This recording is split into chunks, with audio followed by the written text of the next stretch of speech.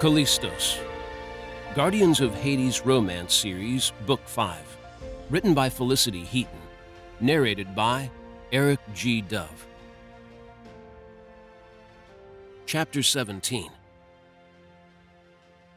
Ares didn't look at all surprised when Cal told him about the pills, which seemed to set Cal on edge, because he believed this was something else everyone had been keeping from him. He relaxed when the one Miranda had learned was called Valen spoke. Pills? Valen scuffed a hand over his bright violet hair, tousling the longer lengths before he scrubbed the choppy short sides. What kind of pills? I don't know.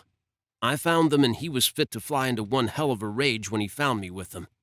Cal looked from Valen to his other brothers as they gathered closer, exchanging worried glances. They help him contain his power. Ares' voice held a note of authority that had everyone looking at him, but none of them relaxed. That's all. His dark eyes gained flecks of fiery red as he stared at each of his brothers in turn, clearly not happy that they all still looked as if they wanted answers. Who doesn't remember how close Karis had been to destroying this world when we first arrived here? Ares looked at them each in turn again. A few of them grumbled things under their breaths about mass destruction, pandemonium, and something about potential death tolls. But we were given limiters. Cal flashed the two braided black bands that encircled his wrists. Limiters? What did that mean? They weren't enough to dial back Karis's power.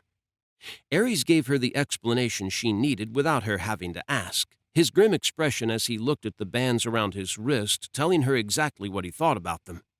In fact, none of the brothers looked as if they liked having their powers restrained. It was rough on him. Ares mussed his tawny hair, a flare of sympathy in his eyes now. He had a hard time of it, but he tried to deal with it. In the end, I convinced him to speak with Dad. I was glad when Karis was summoned back to the underworld and when he returned better, able to control his power. Hell, I'm glad too. We need his strength to defend these gates and stop the enemy from breaking them, fucking up both worlds. But it's one thing to have limiters on our wrists and another to absorb them into our bodies through pills. Valen rolled his shoulders as everyone stared at him as if he had just said something horrible. What? You're telling me you're not worried about if things get bad, really bad? Or should I say when things get really bad? If it's looking like crap, we can break a limiter, unleash a little more power. If Karis did that, would anything happen? Cal looked worried and so did Merrick. Ares folded his arms across his chest, causing his black shirt to tighten over bulging muscles. The limiters work on Karis just as they work on us. The pills are only additional control. And believe me, if things get bad enough that Karis needs to break a limiter, you want those pills taking the edge off his power. If anything, they'll probably be enough to stop him from destroying this world rather than the enemy. Which wasn't a comfort at all to Miranda. She stared at the bands around Cal's wrists as an idea formed, a shadow at first, but it rapidly took form. He glanced at her. What's wrong? It wasn't the first time he had noticed a change in her mood. Did he have superhuman senses too? She was growing accustomed to hers now, was finding them useful rather than frightening. They had allowed her to feel the pain inside Cal when he had attacked the laptop, and how close he had been to losing control. She had practiced using her senses when she had been calming him, and the fact she had managed to bring him back from the brink had both surprised and pleased her. Maybe she could use whatever power she had for good instead, if she could control it. Your limiters, she pointed at the ones he wore. Could they, if I wore them? I don't know, he said before she could finish and came to her, hesitated for only a second before he cupped her cheek. His gaze was sincere and serious for once, entrancing her and making her believe him. If there's even the slightest chance they can help you, I'll find a way to get some. Good luck with that, someone muttered, possibly Valen. Gonna break into the underworld again and steal some? Dad would kick your arse. Would they work on a carrier? Megan put in, drawing Cal's gaze to her. I'm not a carrier, Miranda said, wishing that she was. My father was one, but he wasn't my biological father. Cal whipped to face her. He wasn't? She gave a single shake of her head. He loved my mother, and he loved me, and he is my father. I wish he was my biological father. Not that it matters. He's still my father. Nothing can change that. He hid my mother, and he did his best to hide me, too. And it got him killed." Her gaze strayed to the TV screen, the face of his killers imprinted on her mind, seared there. They tormented her, and she wasn't sure anything would change that. Even if she dealt with them, she would never forget their faces and what they had done. "The enemy definitely wants her for something, no doubt about that." Escher's deep voice rolled through the room, a hint of malice in it that shone in his dark blue eyes when she looked at him. The white-haired man beside him raised a gloved hand and hovered it above Escher's shoulder. "We'll find Eli. Be patient, Escher." "I can't be patient, Diamond. I'm sick of being patient." He spat that last word as if it was repulsive to him. She could empathize with him. The thought of standing around doing nothing while her father's killers roamed free didn't sit well with her either. "How about first we try to help Miranda?" Cal's voice held a low growl that commanded everyone's attention, even hers. He scowled at his brothers. "Someone has to know what she is." "The enemy?" Valen offered. Cal narrowed his eyes on him. "Someone other than them. I'm not letting her near them." "You're not what now?" She arched an eyebrow at him, and that cold stole through her, hissing dangerous things in her mind, things about how he wanted to control her, wanted to stop her, when she needed revenge. Her father's killers had to be brought to justice. She would paint this world in their blood.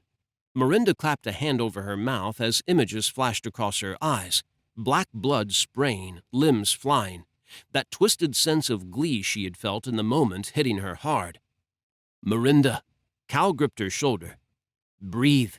She tried, but it was hard as the images reversed and replayed, and she saw new things, felt new things. In that moment, she had enjoyed herself. "Do you need a glass of water?" Megan came to her, rubbed her back, and leaned forwards, peering up at her face as Miranda stared at the golden mats beneath her feet. "I'll get one." A soft female voice laced with a strong Japanese accent. Aiko. Apparently, she was Escher's girlfriend. Aiko returned, bouncing up to her with a glass of water. Miranda gulped it down. It was cold, but a soothing sort, not the wretched kind she felt whenever that other side of her was pushing to the fore. "Anything you can tell us about how you feel?" Aries took a step towards her, a single one, but it was enough to command the whole of her attention. "Cold. Wrong. When it comes over me, I feel cold, and it's like there's a voice inside me. It pushes me to do things. I'm not a killer. I don't want to kill." She lowered her gaze to the empty glass. "But when it comes over me, and sometimes when it doesn't, I want to kill. I want to kill, and I don't like it." "It's just because you're hurting." Cal stroked her back, making her aware of him again, his heat as he stood close to her as he touched her. "You want revenge, and that's fine." She didn't think it was fine. She burned with a need for vengeance. There was nothing normal, nothing fine about that. It was wrong of her. "Have you ever been driven by revenge like this before?" Aries asked. She swiftly shook her head. "No. I had a quiet life, a normal life." She hesitated, and everyone noticed it. Miranda flexed her fingers and pushed the words out. Being honest with them was better than hiding things. If she told them everything, there was a chance they would figure out what she was, or maybe hit upon a way of helping her. "There was a boy, the first one I kissed." She didn't miss how Cal tensed or how a storm built in his blue eyes. "He tried to go further, and I didn't want it. And he was cruel to me. I wanted to hurt him back, but I didn't want to kill him." "That just sounds like a normal rite of growing up." Megan's words were a comfort. "I've had my share of kisses I regretted and boys who deserved a good smack in the face." Aries frowned at her. "I'll be having their names later." Megan smiled at him and rubbed her swollen belly. "No need to go caveman. You've got me. I'm all yours." "She's just saying that because she accidentally got pregnant and someone's got to be the daddy." Valen earned himself a slap across the back of his head from Eva. He scowled at her, and Eva glared right back at him. It hadn't taken Miranda long for her to decide she liked all the women in the group. Each of them was different, but they all came together as one united front whenever the men gave any one of them trouble. She wanted to be part of their group, in this crazy, messed-up version of her favorite TV show. Maybe the punishment fits the crime. When Merrick said that, her body locked up tight. What if he was right? The boy had hurt her, and she had wanted to hurt him back. The two men had murdered her father, and now she wanted to kill them. You've never felt different before, though. Cal's hand slipped lower, settling in the small of her back. Miranda shook her head. Not like this. I felt different because I didn't have a mother, and it was tough at times. But what I feel now, constantly, it's like I'm a different person, evolving into something I'm not. Awakening. That single word, uttered by Ares, had silence falling over the room like a shroud. She was awakening? Cal broke the deafening, stifling silence. Might explain why Dad thought she was human. Had her drink a drop of the lethe rather than the bucketful an immortal of the underworld would have required. I had been wondering about that. Merrick dragged a hand over his stubbled jaw, a thoughtful edge to his expression. Valen raised a hand. Me too. Not like Dad not to notice a person of the underworld when they're in his presence. Definitely not like him to think someone from his world was a mortal. She didn't remember enough about him to tell whether he had thought her immortal or mortal. All she recalled was fury in his crimson eyes and that she had wanted to get away from him. The cold, Cal said, his tone as thoughtful as Merrick's expression. When did the cold feeling start? When my father was... She couldn't bring herself to say it, wasn't sure she would ever be able to talk about what had happened, without her throat clenching tight and her heart wanting to break. I felt it then, a burning rage, searing cold, that horrible hunger. It must have triggered her awakening. Escher looked her over, and then his blue gaze shifted to Cal. Like the rites. The rite his father had put him through, designed to turn him into a warrior, a rite that had ended up breaking him. So let me get this straight. She held her hands up before anyone could speak, struggling to take everything in and make sense of it when she suddenly felt as if she was on unstable ground. Cal must have sensed her mounting panic. His arm slid around her waist and he held her up. She resisted the instinct inside her that hissed at her to push him away. He wasn't trying to control her. He was just trying to help her. There was a difference. I'm awakening, meaning whatever I am, it's gradually taking over? No. Cal tugged her closer still, his face awash with concern. No, not taking over, Miranda. Your powers are awakening, not you. It just means we need to hone them, train you to control them so they can't control you. Could she control them? She wanted to believe that she could, clung to the conviction and confidence shining in his blue eyes. He offered his hand to her. We'll start right now. Miranda took it. Chapter 18. Cal had spent the last 2 days back in his townhouse in London, trying to keep his hands off Miranda as he had put her through a series of training routines to develop her fighting skills. He had figured it would be best to start with teaching her the basics of hand-to-hand combat, something that would hone her reflexes, build her confidence, and also sharpen her mind. It was working, and she seemed less troubled now, and definitely more comfortable around him and in her own skin. But it was also hell. Seeing Miranda in a form-fitting amethyst racerback tank and black leggings was not only a challenge to his control, but also his libido. It was hard to keep his mind on training her and off all the wicked things he wanted to do with her. At first, he had figured he was alone in his struggle and was going to come off as some heinous pervert again when he finally snapped and lost control. And then Miranda had ended up hurling herself at him after one particularly good sparring match where she had countered him well and even landed some blows he hadn't seen coming. She had kissed the breath from him in the middle of the black mats, sending his body into a tailspin that had taken him at least 20 minutes and a cold shower to recover from. He had wanted to share that shower with her, but one look into her eyes and at the rose staining her cheeks had told him that she wasn't ready for that step. Not yet, anyway. Since then, she had kissed him 2 more times, pushing him right to the edge of his control. The last time, he had been the one to break the kiss, because if it had gone on any longer, he would have had her against the training room wall and naked in a flash. "Cal?"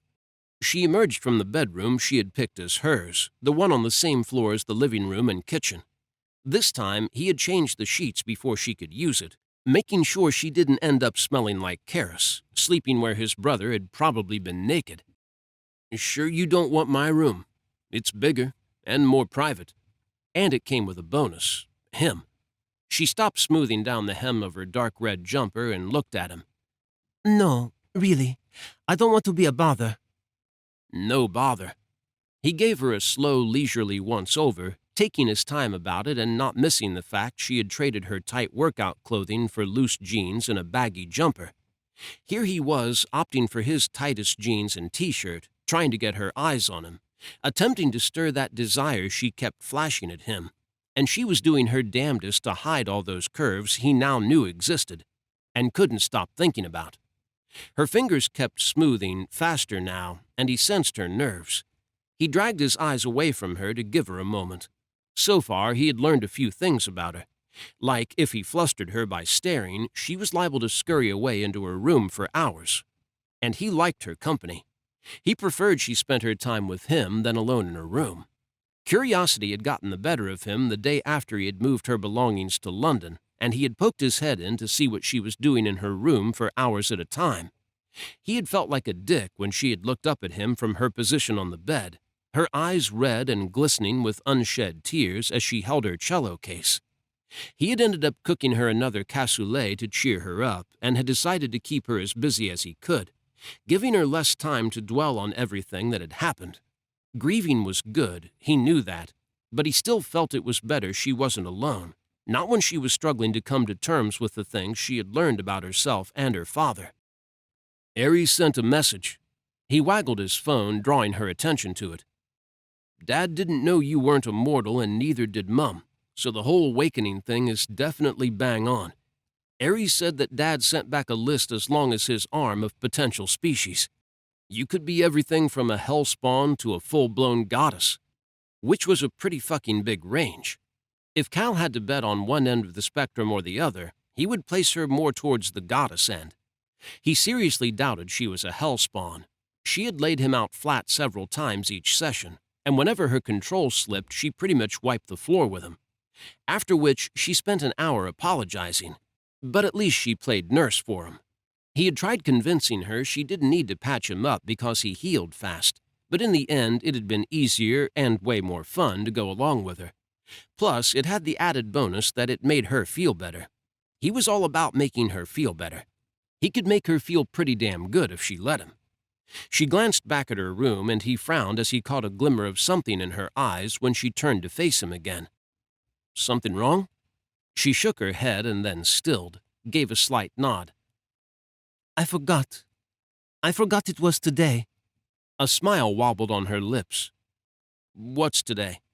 His eyes widened as it hit him. "Your birthday." She quickly nodded, closed her eyes, and pulled down a deep breath.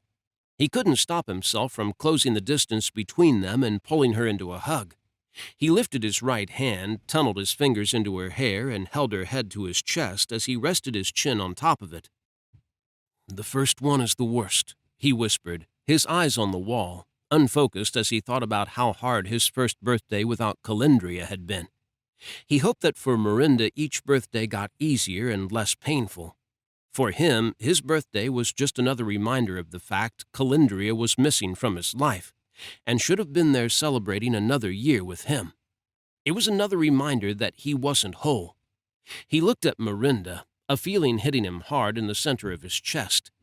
Calendria had been the other half of him, but the more time he spent with Miranda and the closer they got to each other, the more he felt as if she could complete him, as if she was the other half of his soul. Gods, he was starting to sound as sappy as Ares. He tried to shake it off, but Miranda made it impossible. She slipped her arms around his waist, turned her head, and rested her cheek against his chest, completely undoing him and leaving him adrift, lost in how good it felt to hold her like this and have her arms around him. What do you think he saw? Cal hoped her father hadn't seen her like this, but what did he know? The man had told her to trust Cal, and that she was meant to be here in London today. He could have seen any of what had already happened, him making her breakfast, him sparring with her, them talking, or he might have seen something that was going to happen, or none of it. The future wasn't set. The slightest thing could have changed it from what her father had seen. He wasn't sure, but he was sure of one thing. He was going to make this birthday the best it could be for her, doing whatever she wanted and doing his best to fill it with good things that could counter the dark shadow of being without her father. I was thinking we could order... Cal stiffened as he felt a tugging in his chest. Not now, damn it. Is something wrong? Miranda pulled back from him. The gate. It wants me to open it. Someone wants to pass through.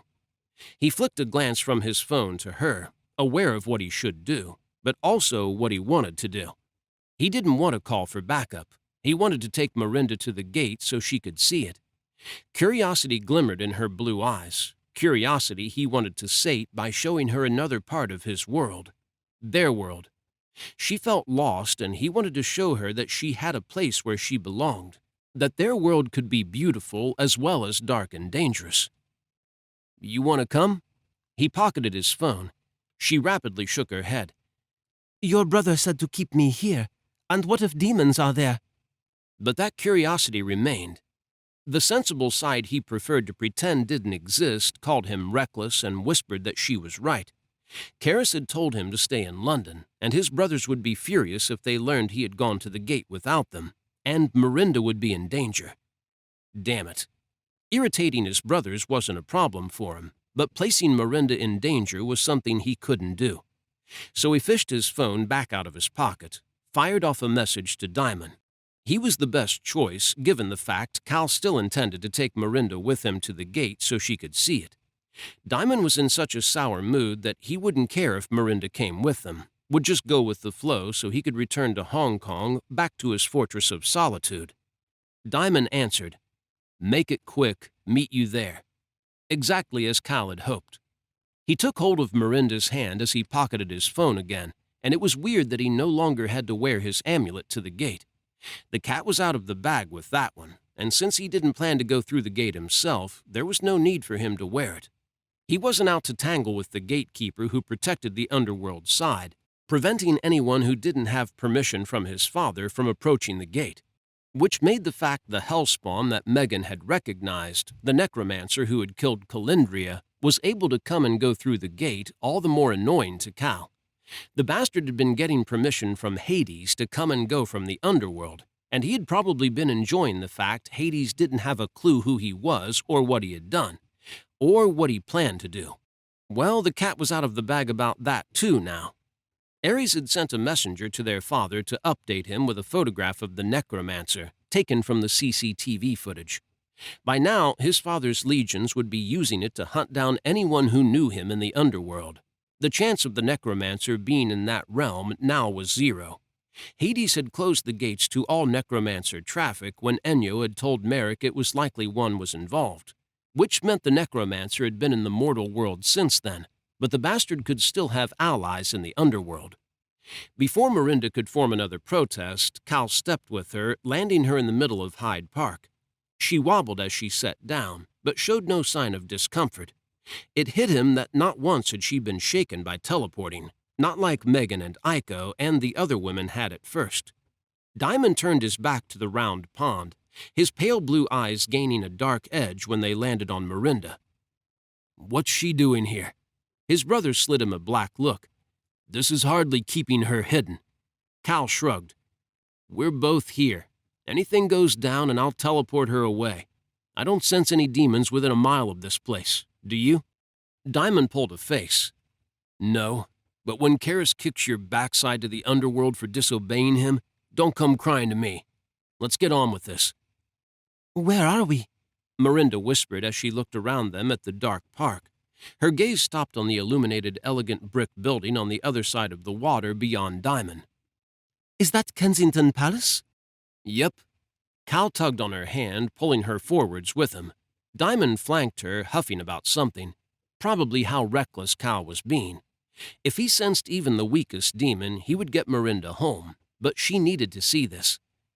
"I wanted to show you something." The palace? She stared at it in awe. Royals really live there? He had planned to make showing her the gate a birthday present, but she looked more interested in the palace, which irritated him for some reason. "My father's palace is far more impressive than that paltry little shed." Cal couldn't keep the bite out of his voice as he glared at it. "Royals are just human beings. The crowns on their heads are just jewelry. You want to see power, take a look at the god king of the underworld and his queen." And they are? Her eyebrows furrowed, that adorable crinkle that he found so damned alluring and irresistible forming. "Father and mother," Diamond intoned in a deadly serious voice. Wait. Miranda halted, forcing Cal to stop too. He looked back at her and she stared wide-eyed at him. The man I met. The woman I met. Her mouth flapped open and then snapped shut. "You like royalty?" He grinned at her. "Well, you're holding the hand of a prince." "There's nothing princely about you," Diamond muttered and hastened past them. "This is taking too long." Miranda continued to stare at Cal in disbelief. "I don't have a title, but Dad is king of the underworld. Mum is his queen. That has to make me a prince, right?" He had always liked the distinction it gave him from all the other gods out there. Calistos, prince of the underworld. It sounded powerful. Panty-melting. Miranda didn't look as if it was blowing her panties away. She continued to flounder as he started walking again, pulling her along with him towards the pond that was more like a small lake. As he approached it, a flash of purple light chased back the darkness, obscuring the view of the palace across the water, and apparently snapped Miranda out of her daze. What was that? That. He kept walking, watching as that dazzling violet orb began to grow and flatten into a disk that hovered a foot above the water. "Is the gate. I thought you might like to see it. It's why me and my brothers are here. It connects the underworld to this one. There are 7 of them now, spread around the world. If the enemy has their way, they'll destroy them when they're open, forming a bridge between both worlds that would eventually destroy them to form a new realm."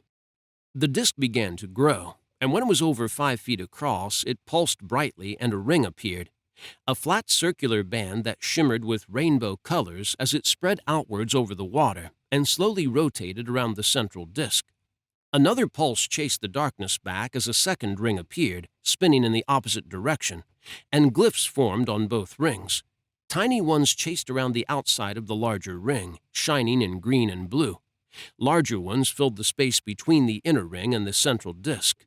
It flashed again and another ring appeared, this one spinning faster. Megan was right. Miranda muttered beside him, and he looked at her, watching her profile as she stared at the gate, the colors of it reflecting in her eyes. It is beautiful. He was glad she liked it, and the hurt that had shown in her eyes earlier was gone.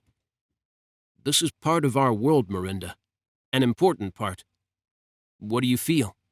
He brushed his thumb over hers and tightened his hold on her hand as she stepped closer to the gate, keeping her back from the water's edge. She lifted a trembling hand and held it up with her palm facing the gate as her eyes remained locked on it. Home. That single word sent a shiver through him. They really weren't so different after all. Maybe this was what her father had seen, her at the gate, aware of her connection to the underworld and accepting of it. He looked down at their joined hands, and her words rang softly in his mind. She was meant to trust him. Had her father seen them like this, growing close to each other? He could understand why that would have been important to him in the moment before his death, aware of his imminent departure and not wanting her to be alone in this world. Another shiver chased down his arms and spine. He tried to ignore the words that echoed in his mind, rising up from his heart. With her hand in his, with her in his life, he also no longer felt alone. It feels like home. She looked back at him, an awkward twist to her face, as if she expected him to laugh at that or mock her. "Feels like that to me, too." He smiled at her. "And me. Whoop-de-doo. We're all from the underworld." Diamond had always possessed a talent for ruining the moment, but it wasn't like his brother to be this caustic. The gate stopped growing as it hit over 50 feet across. The rings slowed, lazily rotating as the glyphs and symbols that filled the spaces between them shimmered in a multitude of colors. The air hummed with the power that pulsed off it in waves, tugging him to it. He released Miranda and approached it, willing it to open to allow whoever was on the other side through. The central violet disk flashed in response, pulsing brightly in the darkness. Seconds trickled by, and then a female rose out of it, gently levitating upwards as colorful mist swirled around her, until she hovered a few inches above the gate. The disk beneath her feet dimmed again, and she strode forwards, her feet touching nothing but air as she approached the edge of the rings. When she reached the outer ring of the gate, she nodded to him and stepped down onto the broad path that encircled the pond. She tipped her head to his brother, too, and then Miranda, before she walked into the darkness of the park. That was... wow. Miranda stared after the woman. Get her home. Diamond disappeared the moment he finished saying that.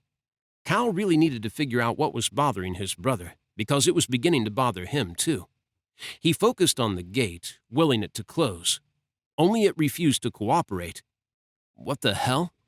He tried again as Miranda drifted away from him, wandering in the direction the female hellspawn had gone, towards a path that banked around towering trees, separating them from the grass. He wanted to tell Miranda to come back because he found it hard to focus when she was distant from him. Thoughts of demons crowded his mind, and he wished his brother had stuck around until he had closed the gate and teleported with her back to the townhouse. This time the gate responded, the rings gradually shrinking back towards the gate, each circle of glyphs pulsing as they were absorbed back into the central disk. For a moment he had been worried. It was dangerous if the gate acted up, remaining open. Miranda came back to him. The damned gate expanded again, and he looked across at her as she stared at it. He frowned. She wasn't a carrier, so there was a chance it was reacting to her presence, believing she wanted to pass through it and forming again so he could open it for her. Go over there. He nodded to his left. She looked there and then back at him. Just walk until I tell you to stop. She did, and as the distance between her and the gate grew, he could convince it to close again. Come back, he said, and held his hand out to her. She turned on him. Go, come, which is it? Make up your mind. But she came back anyway, and the second she neared the gate, it formed again. Not only formed, but he could feel the power that vibrated through it shifting course, just as it always did whenever the gate was about to open. Something that should have been impossible, because only he and his brothers could open the gates. He rubbed the bridge of his nose. It was probably nothing. She was probably a breed of hellspawn, and that was the reason the gate reacted. In turn, it then reacted to his presence and the fact he had already given it permission to open. He was reading into things. Shout at me all you want, but can you walk back that way again? She sighed, tilted her head back, and stared at the faint stars as she stomped away from him.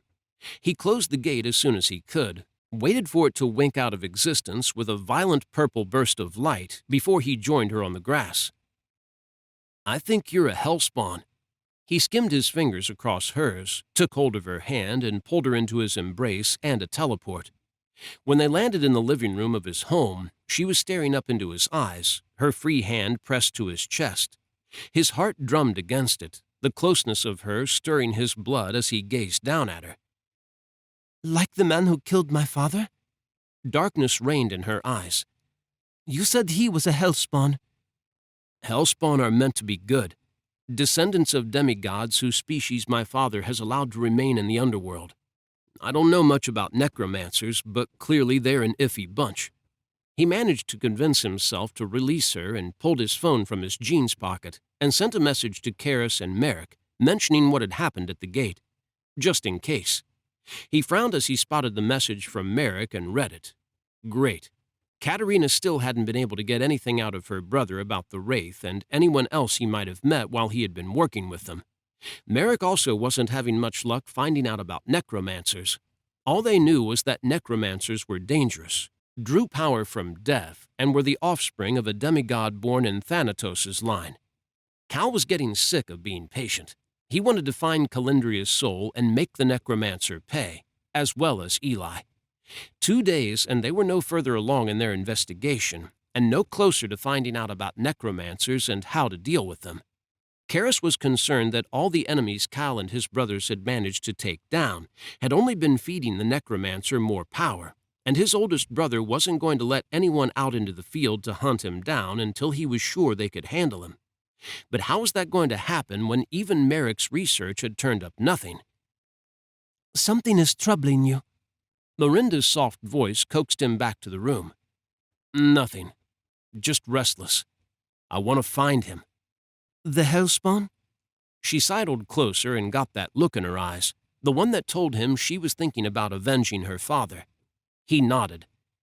Tired of waiting for someone to uncover enough information that Karis will greenlight a search for him. I don't want to play bait. Those words rushed from her, laced with fear. Cal stroked her cheek and ran his fingers along her jaw. He rested them under her chin and kept her eyes on his. No one is making you play bait. If anything, he was considering being the one who played the bait. The enemy wanted to shatter the gates. What better and more reckless way of luring them out than loitering near the London gate until they noticed he was there and made an attempt on it? Could I help somehow? She tilted her head up and his gaze dropped to her lips, mind filling with a lot of ways she could help him with something. He shoved it back on track. Not unless you know about necromancers. According to Enyo, a goddess and an ally of ours, necromancers are rare and secretive. Not the best combination when you want to learn more about them. She's thousands of years old and only knows a little about their kind. He lowered his hand from her face and checked his phone again. I should get us some food. If there are so few of them, surely it stands to reason someone would know them all, and maybe they could give us information about the one we're after specifically. He stilled as her words hit him, and a name echoed in his head. Thanatos. Miranda's eyebrows rose. Excuse me? He lifted his head and looked at her, excitement and hope rushing through him like a heady cocktail, one that had him grinning. Thanatos, the demigod who spawned the necromancer line, is his only descendant. And according to Merrick's intel, Thanatos hated them all and wanted them wiped from the underworld. So it stood to reason Thanatos might know their necromancer in particular. Cal extended his hand to Miranda, sure he was going to get into serious trouble for what he was about to do, but needing to go through with it. He couldn't wait any longer, and if he could uncover information that led them to the hellspawn and Miranda to the revenge she badly needed, it would make for one hell of a birthday present for her. Let's go ask a god about a necromancer. Chapter 19. Calistos had been sure that Miranda would talk reason into him, or refuse to come with him, but instead she had slipped her hand into his and nodded.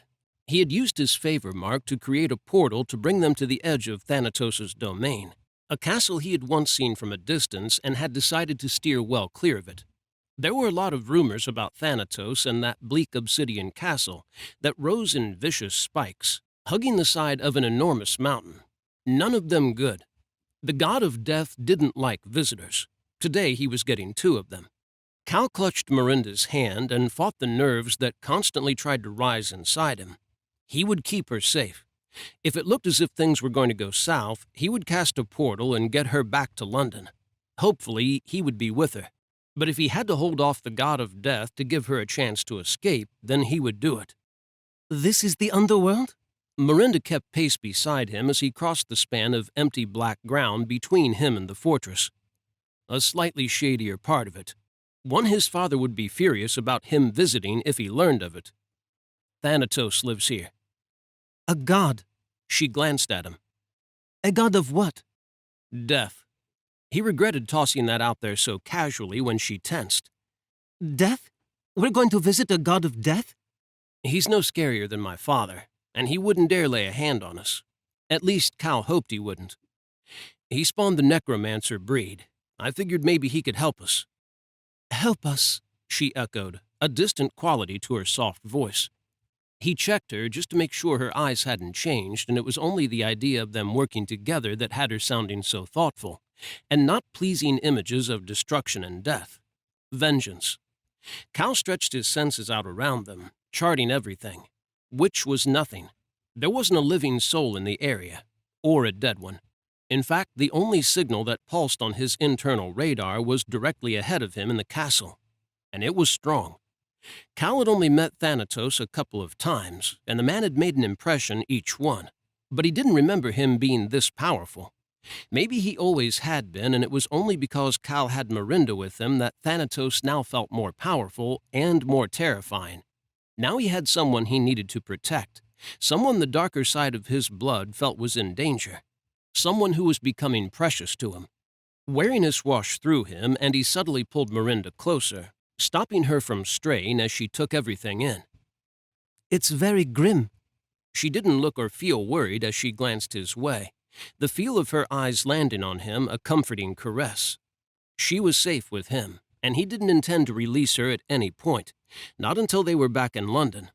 As long as he kept his hand in hers, he could whisk her away in a heartbeat. As they drew closer to the fortress, waves of power buffeted him, the air vibrating with it in a way that set him firmly on edge. Miranda shifted her free hand to her stomach. What is this? She could feel it too. Thanatos. He kept his eyes on the castle and his senses on the sole occupant as the power that hummed in the air grew stronger and stronger with each step closer. He shut out the part of him that whispered this was a mistake. Karis and Merrick were getting nowhere. They needed to know more about necromancers, and Cal was going to be the one to get that information.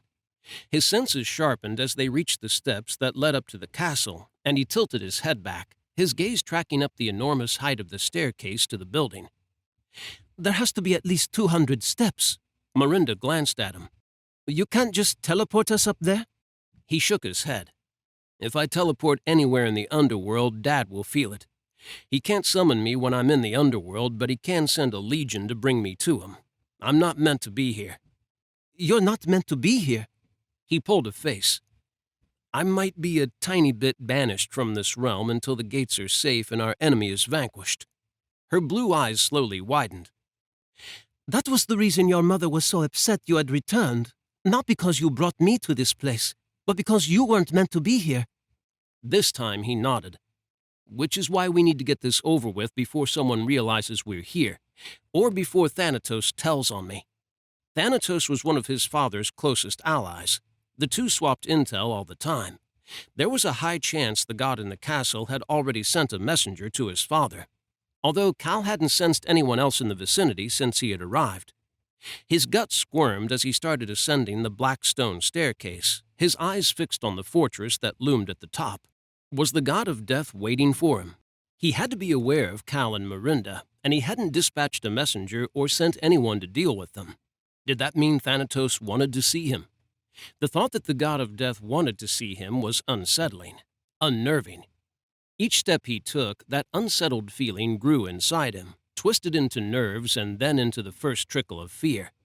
He tried to tamp it down as they neared the top of the steps, taking slow and even breaths to keep his heart steady.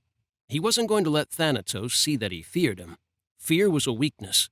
He was a god, too. Beside him, Miranda's steps slowed. He looked over his shoulder at her.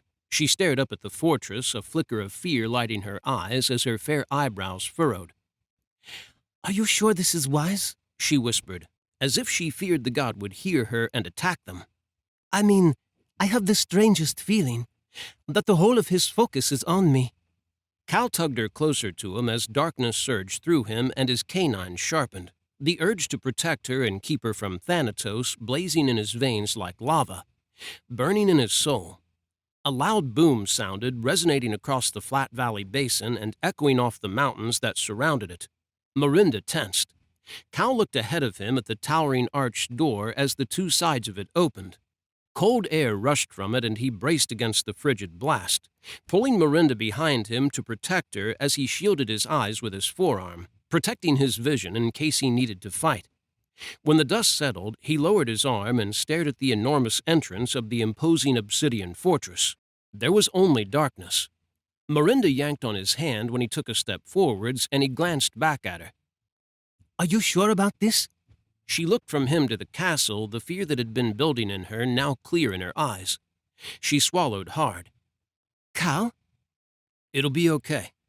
He turned to face her, stepped down to where she was, and smoothed his free hand along her jaw. I'll take care of you. Thanatos isn't getting anywhere near you. Why is he so interested in me? I don't know, but we'll find out. Together. Just stay close to me. He lowered his head and pressed his forehead to hers as his eyes slipped shut, the dark need to protect her that raged inside him calming as they came into contact. He breathed her in, her subtle scent of roses and lilac soothing his ragged nerves. Promise me. Her brow moved against his as she nodded, her breath sweet on his lips when she whispered, I promise. He dipped his head and kissed her, unable to ignore the need to feel her lips on his, to have this contact between them to boost his courage and settle his fears. Her kiss was soft as her lips danced with his, flooded him with warmth and emotions he didn't want to name. When the power vibrating in the air grew stronger still, pressing down on him, he broke the kiss, aware that it wasn't wise to keep Thanatos waiting. And he was waiting. Cal was deeply aware of that as he led Miranda into the darkness of the castle, his eyes rapidly adjusting to the lack of light. The doors slammed behind them and Miranda jolted and moved closer to him. I don't like this, she muttered in French. He didn't like it either. He felt as if he was walking into a trap, or to his doom. It'll be fine, he said, not really believing those words, on his guard as he started moving forwards into the gloom. Towering columns flanked him, supporting a ceiling he couldn't make out in the darkness. 2 torches mounted on the second set of columns burst to life as he reached them. Miranda gasped and he flinched, his eyes stinging from the sudden brightness. He kept moving forwards, his heart picking up pace despite his attempts to remain calm.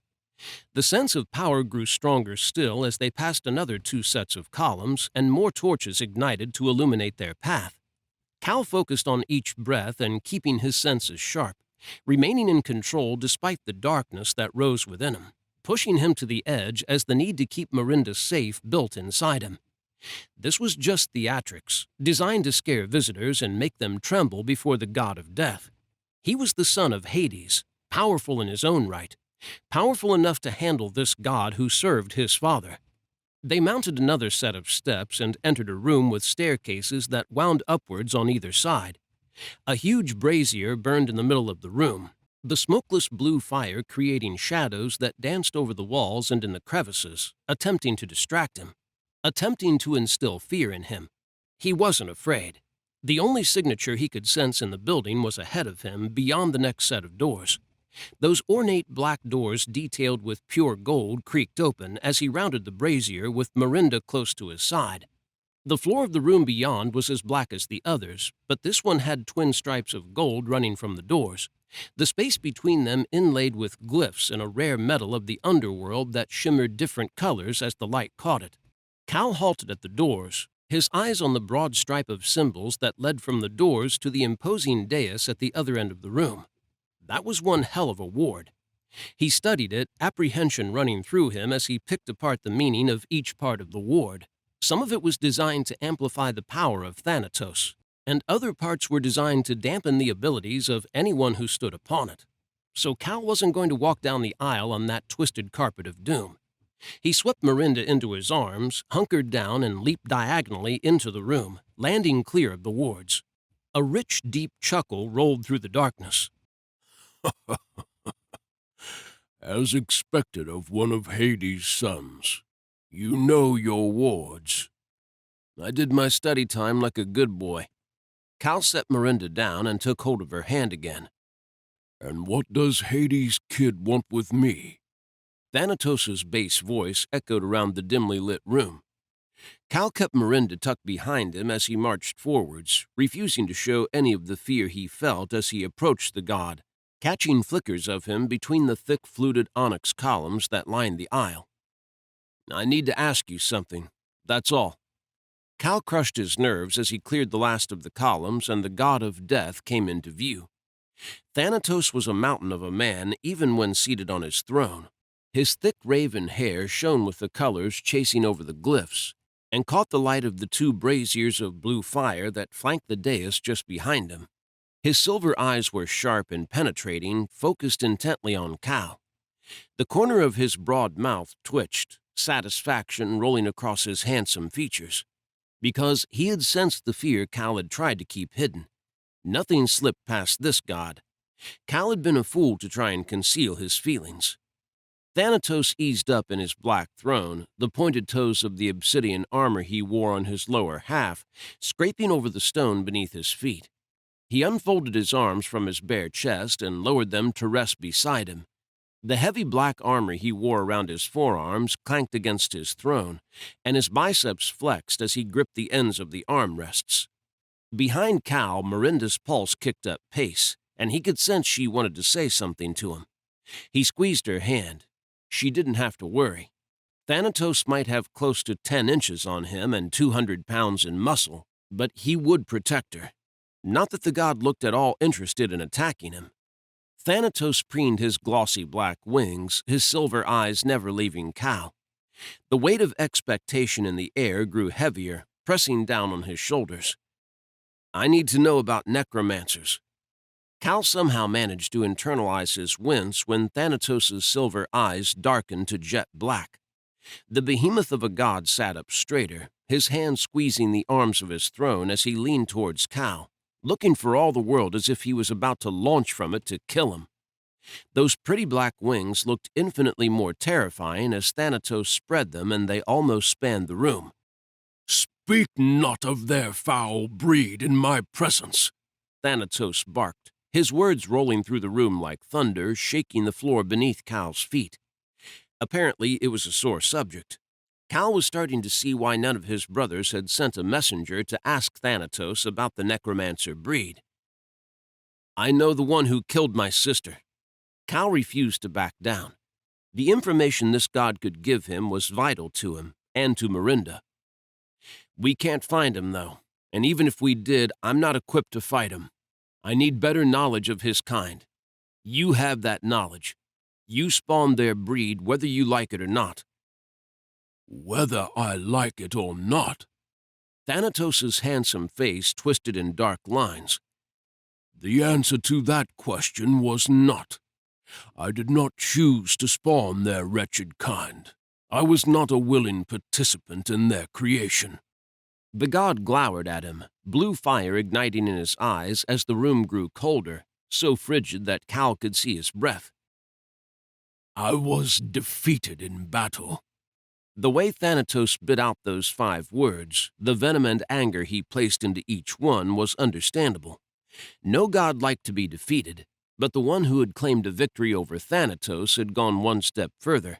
They had abused and humiliated him.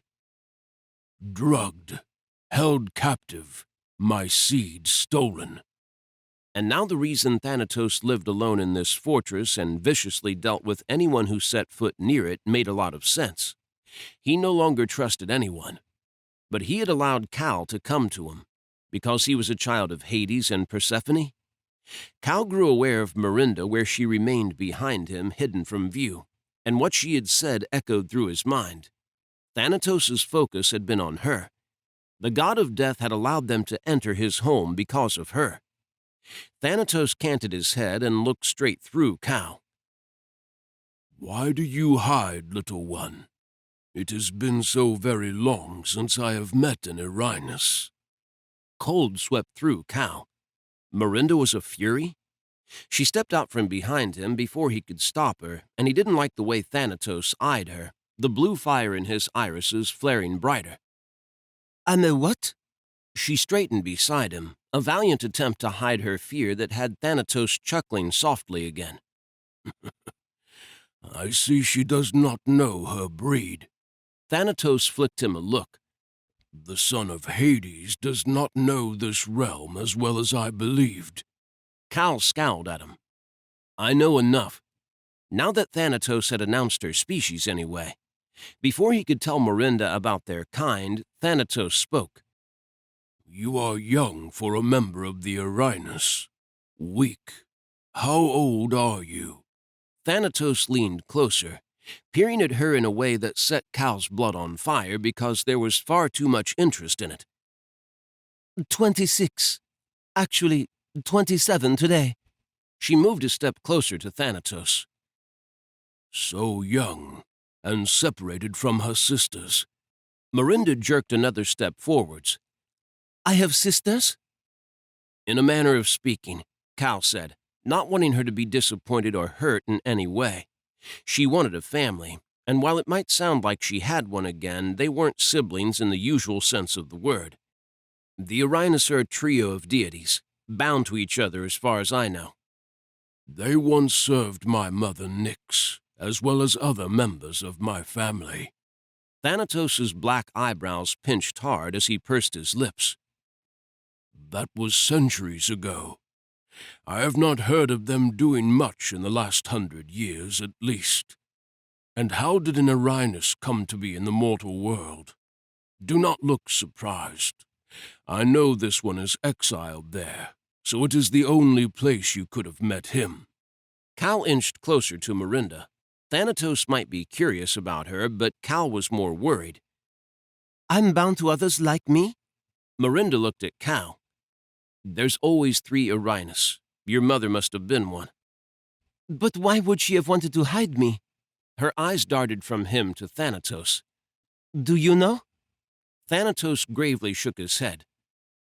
It is unusual for you to be separated. Perhaps something happened to the others. I have no knowledge of this. But he did have knowledge of something else that Cal was beginning to feel could prove vital. The necromancer I came to ask about is hunting her. As those words left Cal's lips, Thanatos' face darkened again. His eyes narrowed on Miranda. Why would one of that foul breed want you? Cal wanted to know the answer to that question, too. I know the Uranus are powerful and old, ancient. I know they served Nyx, and have served my father in the past. When they served my father, it was before Nemesis came to be in the service of this realm. Nemesis? Miranda whispered, glancing at him. He locked gazes with her. A goddess who issues punishment to any who have committed a sin. Her face paled. Like vengeance? Another chill swept over him. What did the Uranus do for your mother? He turned to Thanatos. Dispensed justice to those who wronged her and my family. Thanatos slid his eerie, glowing blue gaze to settle on Miranda. It is her power, her calling. She was born to serve justice. Why would a necromancer want someone who is driven by such a need? It didn't make any sense to Cal. The necromancer was a hellspawn, able to come and go between the underworld and the mortal realm. He wasn't a demon, one of the breeds that had been banished from the underworld after the last uprising against his father. There was a chance he had a personal vendetta against Cal's family, since he had been responsible for attacking him and Calendria and murdering her. Fire burned in his blood at that. He focused on the present and on learning more from Thanatos, because he had the feeling he was missing something. Perhaps the thing has his reasons. Thanatos leaned back in his throne. Although I cannot see an Uranus wanting to help a necromancer serve justice. The 3 are normally only driven by their own sense of right and wrong. This one would have to view the perpetrator of whatever the thing wants revenge for as guilty of the crime. This one wants that fiend dead, Miranda spat, a cold snarl to her voice that had Cal checking on her. Her eyes blazed violet. So I see. Thanatos smiled slowly at her. So I do not see what use you would be to him. That smile faded. Unless what? Cal barked, not regretting the force he had put behind his voice when Thanatos arched a black eyebrow at him. You can clearly think of another reason he might want her, so spit it out. Such a demanding little god. Thanatos tipped his head back and glared down the line of his straight nose at Cal. You would be wise to treat me with more respect. He would be wise to do that. Cal knew it. He just couldn't convince himself to be civil and respectful or patient when he felt as if he was close to finding out the reason why Miranda had been hidden and why she was being targeted. It is possible that the thing wants her for another reason. I have heard nothing of the Uranus for decades, which leads me to 2 possible reasons. Either they are in hiding, or someone has taken them captive to use them. Thanatos huffed. I fear it may be the latter if this one is being targeted, as you said. But you said that Miranda's own sense of justice would guide her, and as she said, she wants this necromancer dead just as I do. Cal wasn't following. Serving justice is what drives the Arinus. It is what they were born to do. They are powerful in their own right, but they are even more powerful when they work together. The Arinus are a trio for a reason, little god. They feed off each other. Cal wanted to tell Thanatos to stop calling him little, but it fell to the wayside as he considered the implications of what the god had said.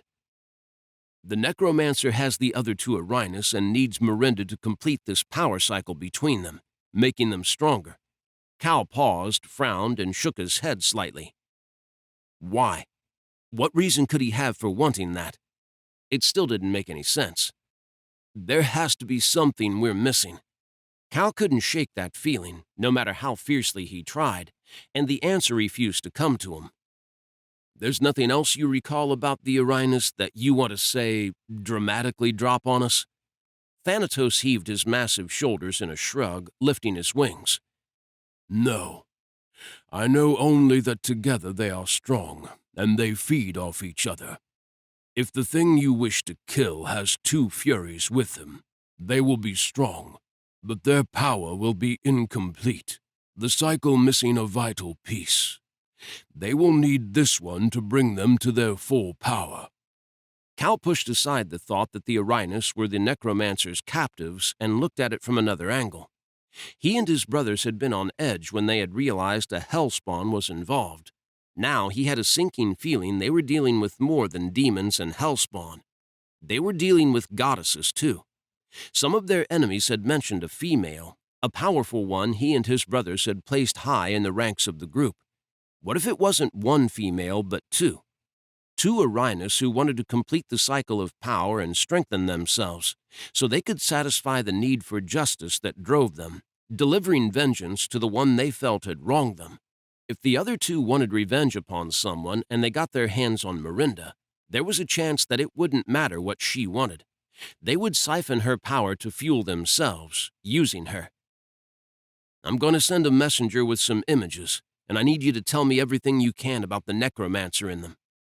Cal's pulse thundered as his mind ran at 1,000,000 miles per hour over the implications of what he had learned, and the need to get Miranda somewhere safe roared inside him.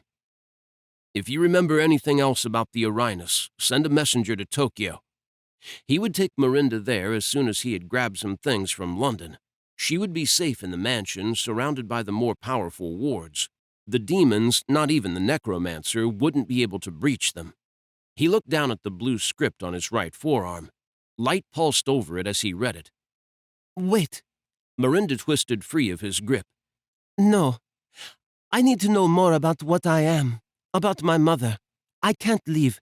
The necromancer won't dare come here. Meaning she thought Thanatos could protect her. Cal wanted to bare his emerging fangs at the god as he gazed at her. Like hell, Cal was leaving her here with the half-naked, painfully ripped and handsome god, who was spreading his best asset as he looked at Miranda, flashing his black wings. Females were often a sucker for wings. Thanatos was no angel, though.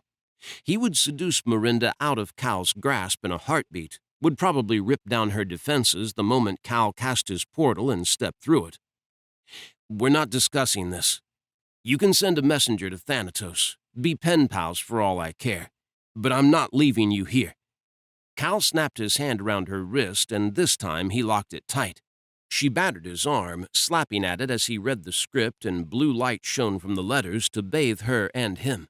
He had never heard her curse before, so when she hit him with a barrage of them in French, he paused and looked at her.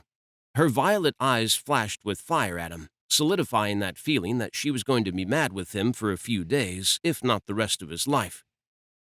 Be careful, little god.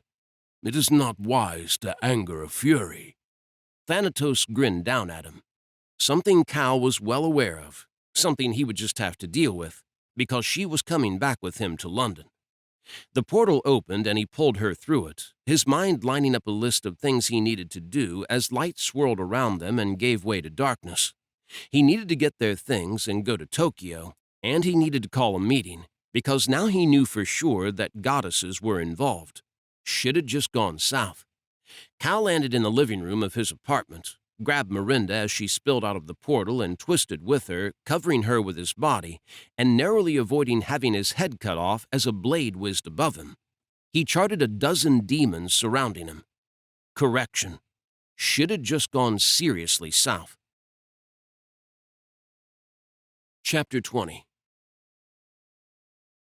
Diamond stood over the hot tub on the broad white terrace of his hillside home in Hong Kong, staring down at the water as it swirled. The early morning sun was already warming the city, turning the air humid despite the changing season. He emptied his mind, attempting to purge everything from it, as if that would stop him from feeling the way he did.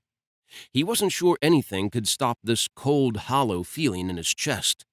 He cranked the temperature on the hot tub up, punching the button until it hit max, and continuing to hammer it until the fierce burst of frustration had passed. He exhaled hard, closed his eyes, and shut the world out. It didn't help. He strode into the modern glass, steel, and white-rendered concrete building that spanned the length of the terrace, the tinted windows reflecting the towering skyscrapers of the city below him.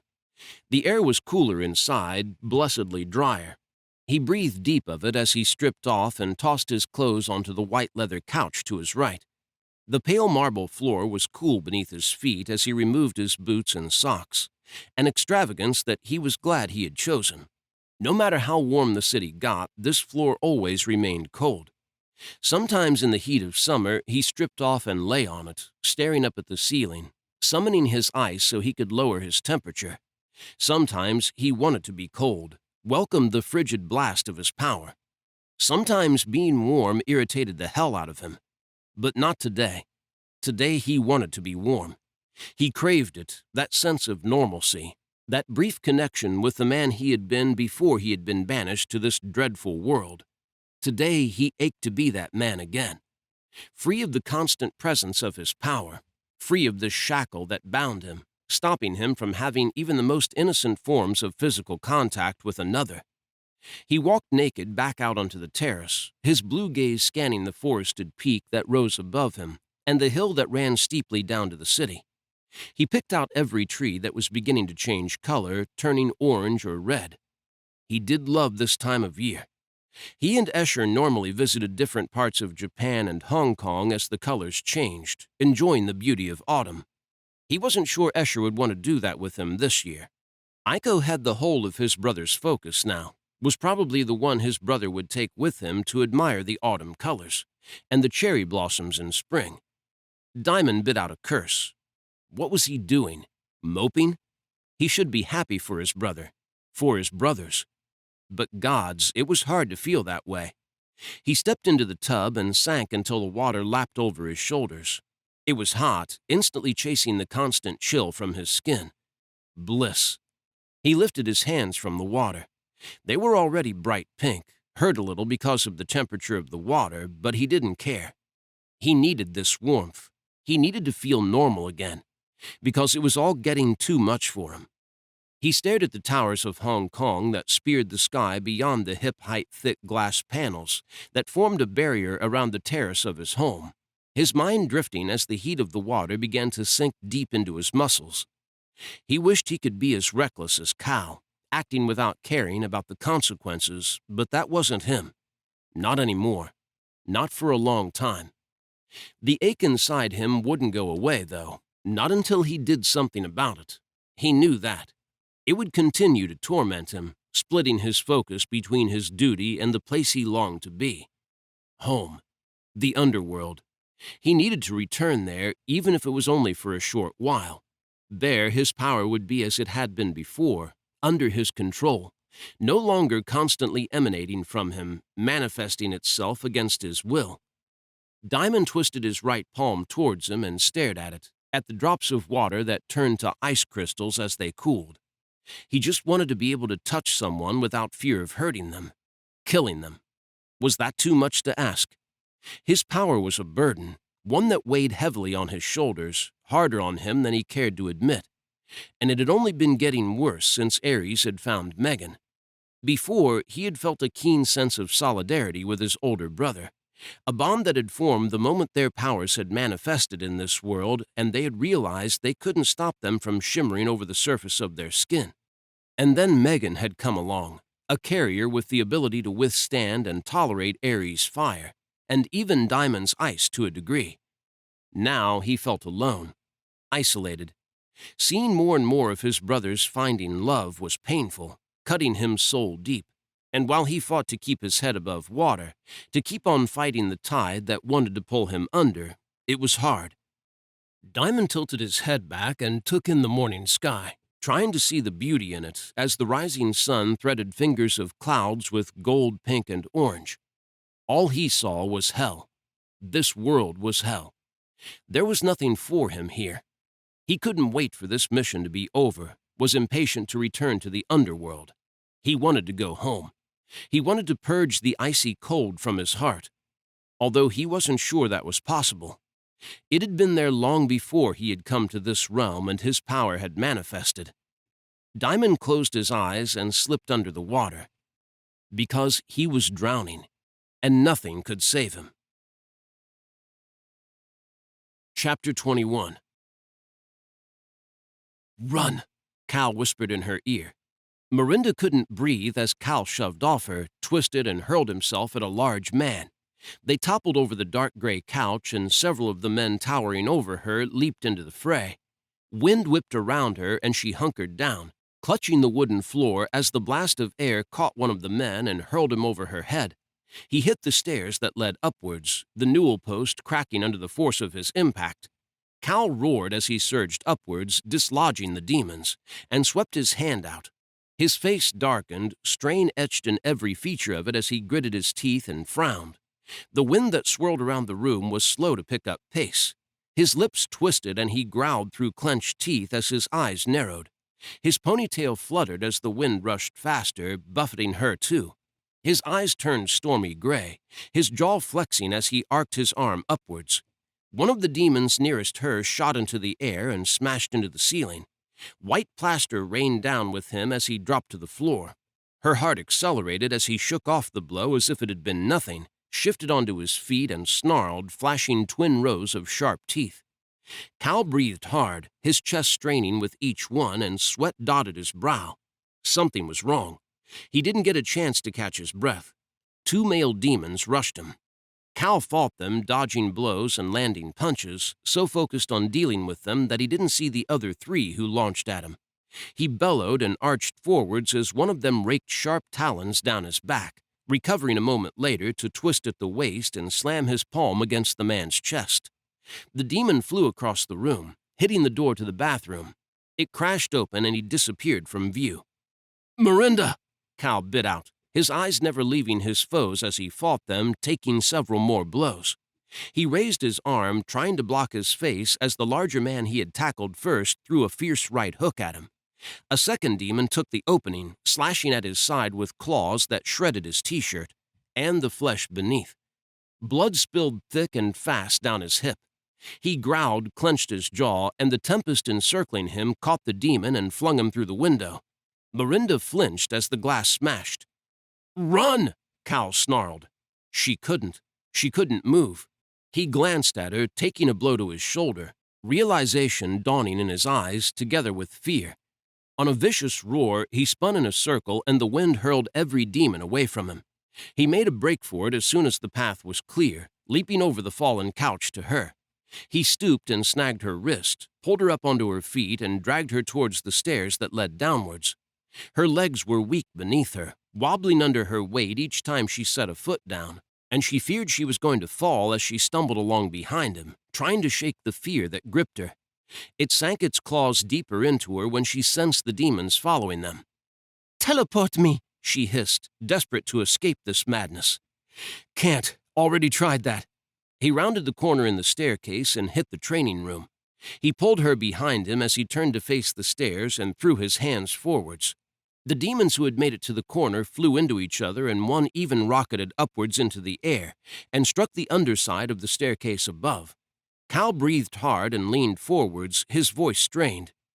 "Wards on the building. Must be. Someone negated mine and trapped us here." Her blood ran cold. "We're trapped?" He cursed when two demons leaped over the banisters to land close to them, pushed her behind him, and backed into the training room. "We need to fight our way out of here." He released her. She knew what he was really saying. She needed to fight. She couldn't. Just the thought of fighting had her panicking, darkness threatening to shadow the edges of her vision.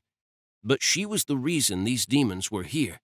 And if she didn't fight, Cal was going to lose and the demons were going to take her. She couldn't let that happen. She was going to fight. She stared in horror as Cal attacked 3 demons at once, keeping the rest at a distance with a wall of wind that shredded the plaster right back to the wood and brick behind it. Sweat dotted his brow and ran down his cheek, lines bracketing his lips as they compressed and his stormy eyes filled with fatigue. Something told her it wasn't only his ability to teleport her that had been negated. His ability to control the air had been tampered with too, weakening him. Straining to use that power was draining him, placing him in even more danger.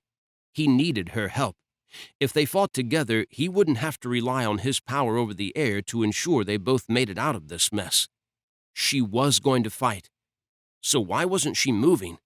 She stood stock still, heart pounding in her throat, limbs shaking as she stared wide-eyed at the battle before her. Cal ducked beneath a blow aimed for his face, rolled forwards, and came up behind the demon who had dealt it. He grabbed the man's head and twisted hard, his handsome face etched in dark lines as he snapped the demon's neck. He shoved the dead demon at his comrades and flung his hand towards the other 2 demons. They braced, clearly expecting to be struck, and tensed when the air around them swirled faster and faster, trapping them. "Air works in more than one way, boys." Cal grinned as the 2 demons began to gasp, their faces reddening as they grasped their throats. Suffocating. "Cal!" she screamed as the barrier he had created to hold the other demons back suddenly weakened. "Damn it!" Cal grunted as 3 demons launched through the wind and tackled him, tried to fight them as they struggled to pin him down. He battered them with more wind, rocking them forwards and sideways, almost succeeding in lifting one off himself. His blue eyes leaped to her, fear in them. Cold skated down her spine. He frantically kicked and clawed at the demons, shoved one off him and slammed his fist into another's throat. That one went down, landing beside him, wheezing as he curled up. The rest of the demons piled into him. Cal didn't stand a chance. He grunted as they kicked him and stamped on him, tried to protect himself, but whenever he moved, one pulled him onto his back again. "Stop!" Miranda jerked forwards, and the biggest of the demons looked at her, held his hand up.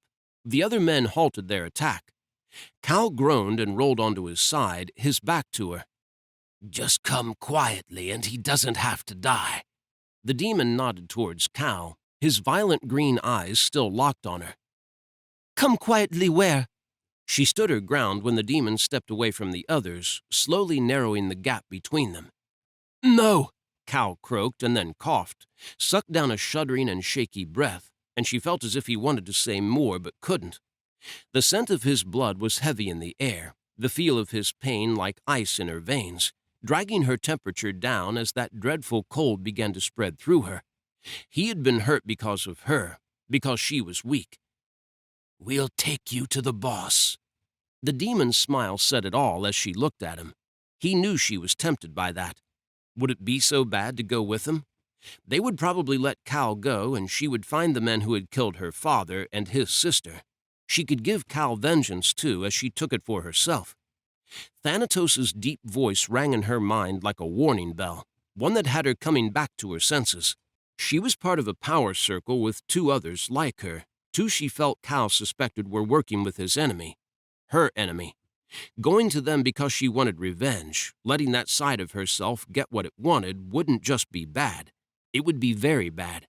She would complete the cycle of power and strengthen the other 2 furies. "Don't do it!"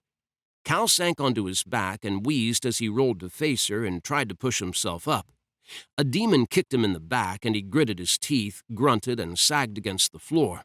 He tilted his head towards her. "There's a reason. Your father kept you a secret. Safe. Didn't want you in their hands." Don't throw away what he did." Calm washed through her as those words registered, as they sank deep into her and she thought about her father, about everything he had done for her, and how her mother had wanted to keep her secret. Safe. "We'll find them." Cal pressed a hand to his bloody stomach and winced. He swallowed hard. "We'll get revenge. For your father. And my sister." A cold hunger sparked inside her, chilled her blood to sub-zero, and had the calm she felt turning into a strange numbness. As she stared at Cal where he lay on the floor, a pool of blood forming beneath him, she saw flashes of her father, felt the same fear and pain she had then, because she couldn't lose him. Fire blazed through her, scalding her insides, rage so fierce and powerful she couldn't fight it. Didn't want to. This time, she surrendered to it. She embraced it. On a high cry, she kicked off, trying to remember everything Cal had taught her in this very room. Only she didn't need to hold back. She didn't need to fear her own strength. She could go all out. Something surged through her as she thought that, something intoxicating and addictive. She hit the first demon so fast he didn't see her coming, her fist slamming into the center of his chest, punching right through his ribs to his heart.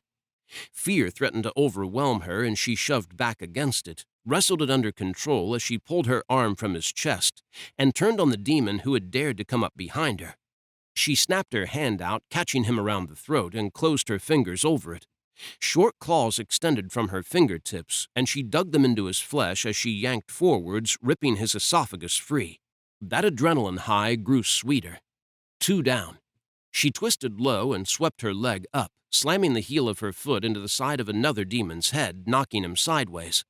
He staggered to the nearest wall and pushed off it, snarling through sharp teeth as he came at her. Miranda was ready. A vicious hiss peeled from her lips as someone grabbed her from behind. She leaned into them as they pulled her backwards, their arms hooked under hers and hands grasping her shoulders. She kicked upwards as the other demon came at her, spread her legs as they reached shoulder height, and hooked one foot around the back of his head. She shoved forwards with her other foot, snapping his head back to push him off balance, and then pulled him forwards into a headlock. Miranda twisted against the man holding her, pulling him up off his feet as her entire body flexed, and she used the strength of her legs to lever herself forwards. The demon she held in a headlock with her legs went down, his face purple as he struggled to breathe. She landed on him, the momentum yanking the demon behind her over her head. He landed next to Calistos, who was swift to deal with him, breaking his neck with one brutal twist. She punched the throat of the demon beneath her. He went still. Miranda popped to her feet and launched at the remaining demons, ripping at them with her short claws and struggling for control as they tried to fight her. She didn't want to rip them to pieces, not as she had when she had blacked out. Cal fought one of them as she dealt with the others, her focus split between the battle and him. He was hurt. It fueled her, had her stepping dangerously close to the edge as she snapped one of the demon's necks and turned on the other. The cold returned, a dark urge to rip him to pieces flowing through her, coaxing her to surrender to it. She took a step towards him. Cal beat her to it, punching a hole in the man's chest with a blast of air that also left a fist-sized hole in the wall. "Come on, just need some distance and I think I can teleport us." He grabbed her hand, banded his other arm around his waist to clutch the wound in his side that was still bleeding heavily, and started running with her down to the next level, a garage. The colorful motorcycles in it gleamed in the bright white lights. The wide metal door to her left whirred open. They were going to make it. Her heart lifted, and then plummeted into her feet. On the street outside, 3 massive, demonic-looking beasts were waiting, their leathery wings twitching with anticipation as they blocked the only route out of the garage. Chapter 22. Cal couldn't stop Miranda before she ran at the 3 enormous demons on a fierce battle cry. He growled and went after her, clenching his teeth against the fiery pain that shot up his right leg with each step. The demons upstairs had been strong, old for their wretched kind, but these 3 were something else. He had never faced such powerful demons before. Miranda slid beneath the meaty fist the one in the middle aimed at her and shrieked as the 9-foot-tall demon to the left grabbed her hair, digging his claws deep into the mass of spun gold. Cal's heart lurched in his chest, the darkness rising swiftly inside him as he roared and launched at the demon holding her. She twisted on the tarmac, both hands on the demon's wrist, struggling to break free. The demon didn't take his crimson glowing eyes off her. Apparently didn't need to in order to know exactly where Cal was. Wind rushed from his lungs on a painful burst as the demon's right arm hit him in the gut, sending him flying. He grunted as he struck the black metal railing around the small garden, bending each thick piece of iron as if it was rubber. The moment he could breathe, he raised his hand in a swift arc and sent the other two demons flying into the air, which didn't work as planned. Both spread enormous black leathery wings and grinned as they dived towards him. Damn. Cal rolled out of the path of the first one, narrowly avoiding being hit, and scrambled forwards to evade the second. The demon grabbed his ankle and hauled him backwards. Miranda's eyes snapped to him, shimmering bright violet. She unleashed a feral snarl and slashed at the demon who was holding her, raking claws across his thighs. The male grunted and hauled her onto her feet by her hair, and she gripped his arm and screamed as she flailed. "Miranda!" Cal bellowed as he tried to teleport to her, and nothing happened. She swung to face the demon and kicked him hard between the legs. The huge brute grunted and dropped her, but she didn't get far. His hand closed around the back of her neck, sharp claws pressing into her soft skin. Blood pooled where they pierced her. "Let her fucking go!" Cal leaped on the demon's back, grimaced, and tried to hold on as the male battered him with his wings and swung around. He grabbed the demon's black horns that protruded from his forehead and yanked backwards, using them as reins as he tried to steer the demon towards his companions. The male easily resisted him, too strong for Cal. Either these demons were centuries old or someone had jacked them up on something. He released the demon's right horn, drew his fist back, and grinned. Didn't matter. He was stronger if he put his mind to it. He gritted his teeth and reached for his power, fighting the effect of the ward that blanketed the area, mustering as much control over the air as he could manage.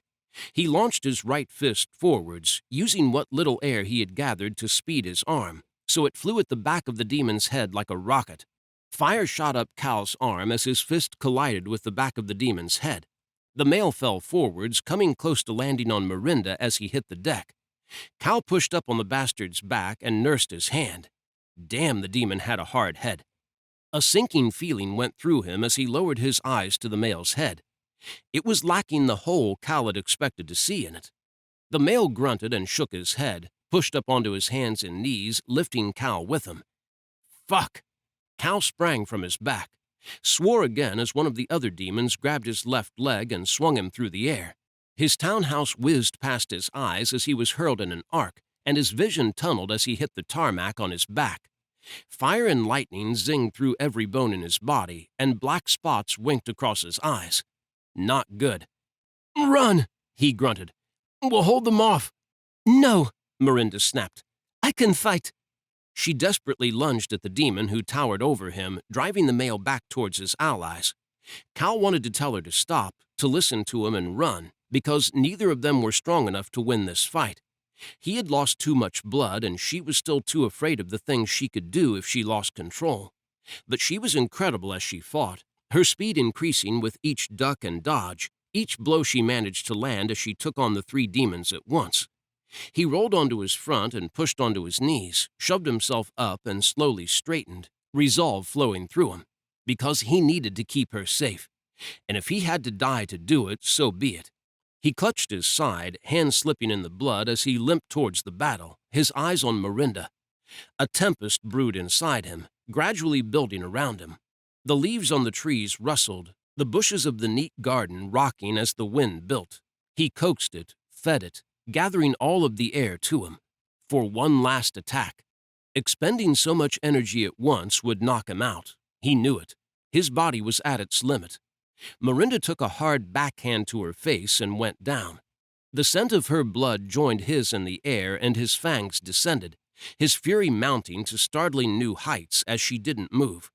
Cal checked her with his senses, ensuring she was alive, and silently asked her to forgive him for what he was about to do. It was her or him, and he chose her. He narrowed his eyes on the three demons, pulled down a steadying breath, and let calm wash over him. His brothers would get things done without him. They would find Calendria's soul. He would see her again, in the Elysian fields. He yelled a battle cry and kicked off. The three demons imploded, pieces of flesh and bone battering him as black blood rained down on him, the force of the blast knocking him onto his backside near Miranda. Cal stared in disbelief. What the fuck? He planted his hands behind him as he struggled to make sense of what had just happened, because it hadn't been him. As the black mist cleared, it revealed a tall, raven-haired woman with ice-blue eyes and blood-red lips. The long slit up the side of her figure-hugging black dress opened with each sure step she took towards him, her curvy hips kicking in a sensual way as she flashed a lot of pale-toned leg at him. Another enemy? Just what he needed. He shuffled closer to Miranda and reached out with his senses. The wards were still in place, and this woman had just somehow obliterated 3 powerful demons. He wasn't sure what she was, but he knew she was trouble.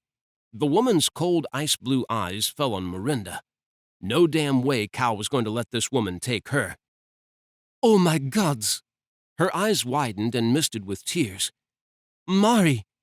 Cal tried to catch up as the woman unceremoniously shoved him aside and gathered Miranda into her arms, rolling her onto her back. Mari?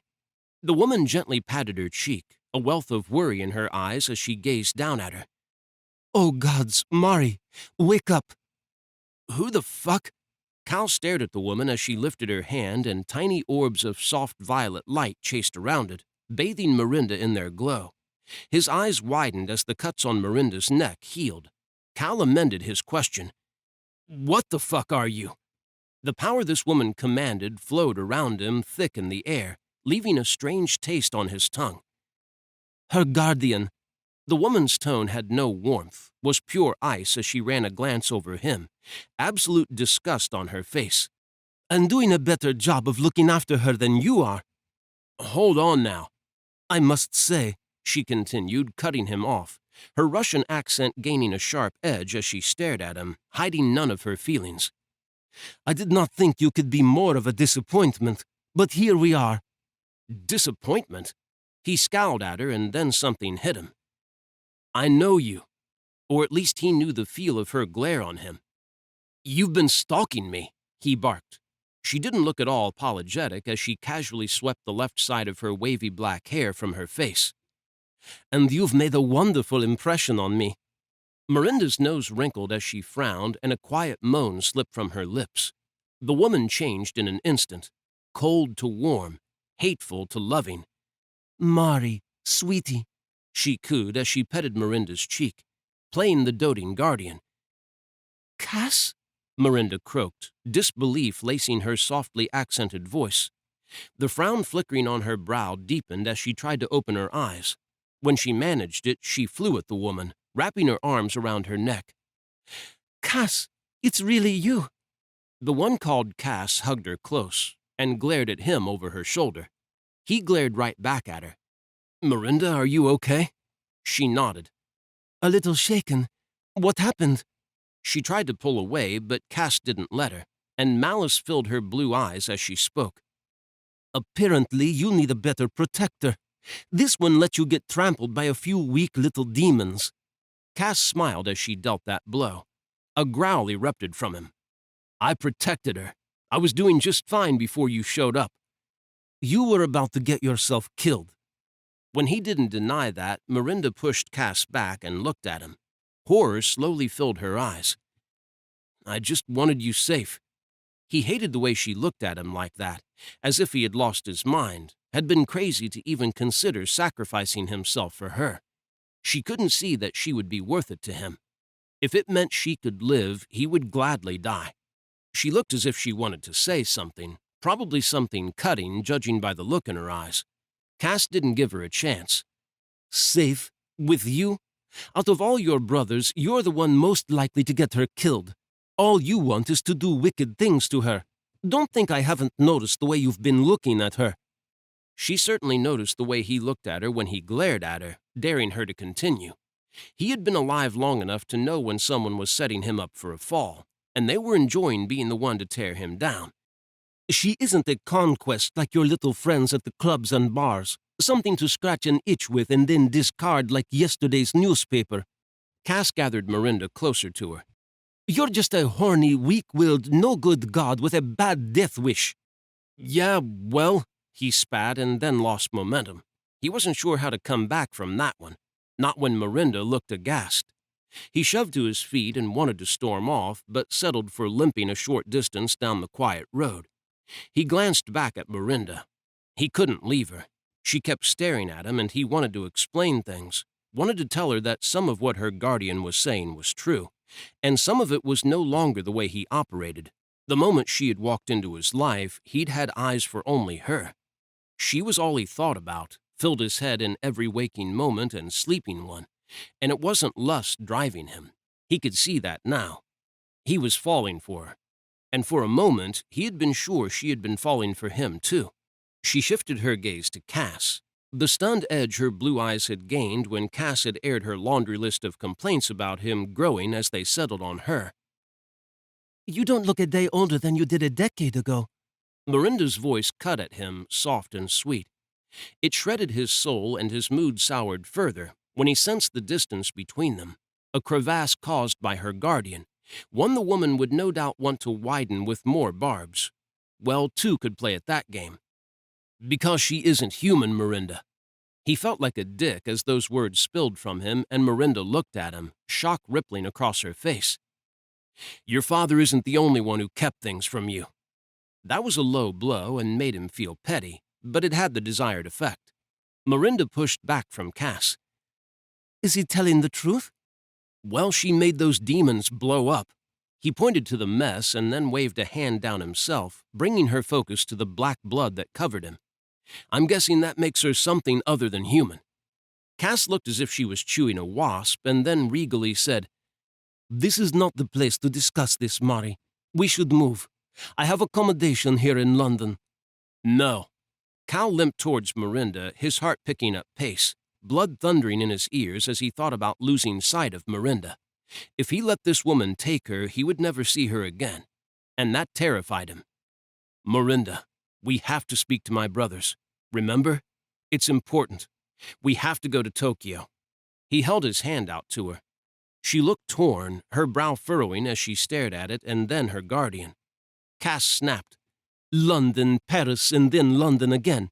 I am sick and tired of having to flit back and forth. We are remaining here, Mari. I can protect you. Miranda sat in silence, her troubled expression drawing Cal to her, as the need to comfort her, to check her over and make sure she was all right, grew stronger. When her bleak blue eyes drifted back to him, he forced himself to relax and ease off the gas with her. Pushing her never ended well. Whatever you want, Miranda. It's your choice. He took a step back, and pain danced in her eyes. But I'm going to Tokyo. I have to tell my brothers what Thanatos told us. You took her to the underworld? Cass shot to her feet and pivoted to face him, flecks of silver and lilac emerging in her eyes. See, this is exactly what I mean. I'm sorry, Mari. Your father might have foreseen this god protecting you, but nothing I have seen tells me he is capable of that. I've taken good care of her so far. Where were you when demons attacked her in Paris? He barked. In London, where she was meant to be. Someone stopped her from coming here. So then I had to find a route to Paris, and I get there and I can't find her anywhere. Ring any bells? That's right. Someone had taken her to London. Cass's Russian accent grew thicker and thicker as the sparks in her eyes grew brighter and brighter. She stays here, where Eric saw her. She's an adult. She can make her own choices. Besides, it's her birthday today. Whatever her dad saw happening in London involving me, it probably already happened. Cal wanted to grin when the look in her eyes revealed she hadn't realized that it was Miranda's birthday. He pushed the advantage. London isn't safe for her. She's meant to trust me. I'm getting her out of here. In case you've already forgotten, demons have put wards on my home. They're setting traps for us. They can counter my wards. He flung his hand out and regretted it when air blasted a hole in the side of his townhouse. He dialed back his temper, which took far too much effort. His side hurt and his leg burned, and it felt as if the demons had broken every damned bone in his body. He wasn't in the mood for standing in the open, waiting for another group of demons to attack, having a shouting match that was starting to draw the attention of his neighbors. When he pressed a hand to his side and tried to hide a grimace, worry washed over Miranda's delicate features. She hurried to him and pressed a hand to his chest to support him. Are you all right? He swallowed hard and shut down the pain. He already had made a bad enough impression on Cass. Collapsing wasn't going to do him any favors. Not that he felt as if anything he did could change her dire opinion of him. Mari, Cass started. Tokyo, Miranda blurted, cutting her off. I'm going to Tokyo with Cal. He's right. We need to work together on this, and it's safe for me in Tokyo. Cass looked as if she wanted to protest. Her stiff shoulders and rigid spine didn't relax even an inch as she muttered, Very well. She closed the gap between them and eyed him. If you lack the energy, I could find an appropriate spell to transport us. Spell? She was a witch, then. Not a chance. He stared her down. I get the feeling that if I let you deal with the travel arrangements, I'd be waking up somewhere in Antarctica. Her cold smile said he wasn't wrong. He took hold of Miranda's hand and led her to beyond the edge of the wards. Relief flooded him as his powers came back online, his control over the air no longer limited, and his ability to teleport together with the power of his favor mark sparking back to life. He held his hand out to Cass.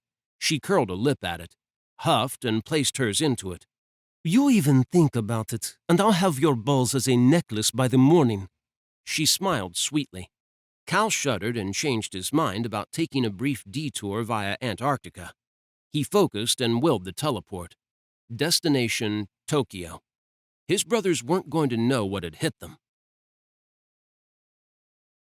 Chapter 23. The second they touched down outside of the white walls of the Tokyo mansion, Cass broke free of him and wiped her hand on her black dress, a disgusted look on her face. It was her fault he was covered in demon blood. It only seemed fair she got a little dirty, too. She turned pale blue eyes on the broad wooden gate that filled the space beneath the elegant sweeping gray-ribbed roof of the entrance of the mansion grounds. Complex, interesting, powerful. Her gaze shifted away from the white wall that stretched in both directions along the road, landing back on him. I'm guessing you didn't make these words. Cassandra! Miranda snapped, and the warning in her tone was apparently all it took for the witch to be on her best behavior. Or it might have had something to do with Diamond and Escher where they had just appeared behind him. Sorceress, Escher snarled, voice as black as midnight. Apparently, Escher didn't have a problem recognizing Cassandra's breed. He bared short fangs at her. Leave this place. Miranda moved in front of her. She's with me.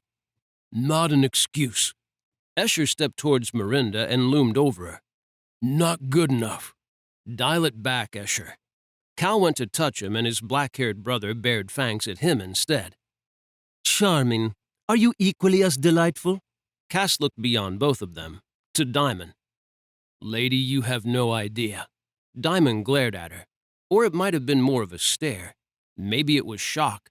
After all, Cass's cheeks had just pinkened. Diamond, I think you're her kryptonite or some shit, man. Keep it up. Cal grinned at him and waggled his eyebrows. Diamond huffed, looked at Escher, and muttered, Deal with her.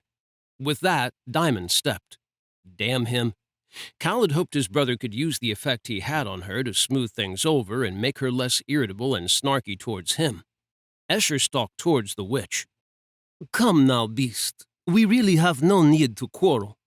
The sweet smile she leveled on Escher did nothing to appease his brother, but he stopped dead when she added, We are going to be working together after all. Working together, Cal said at the same time as Escher. Oh, yes.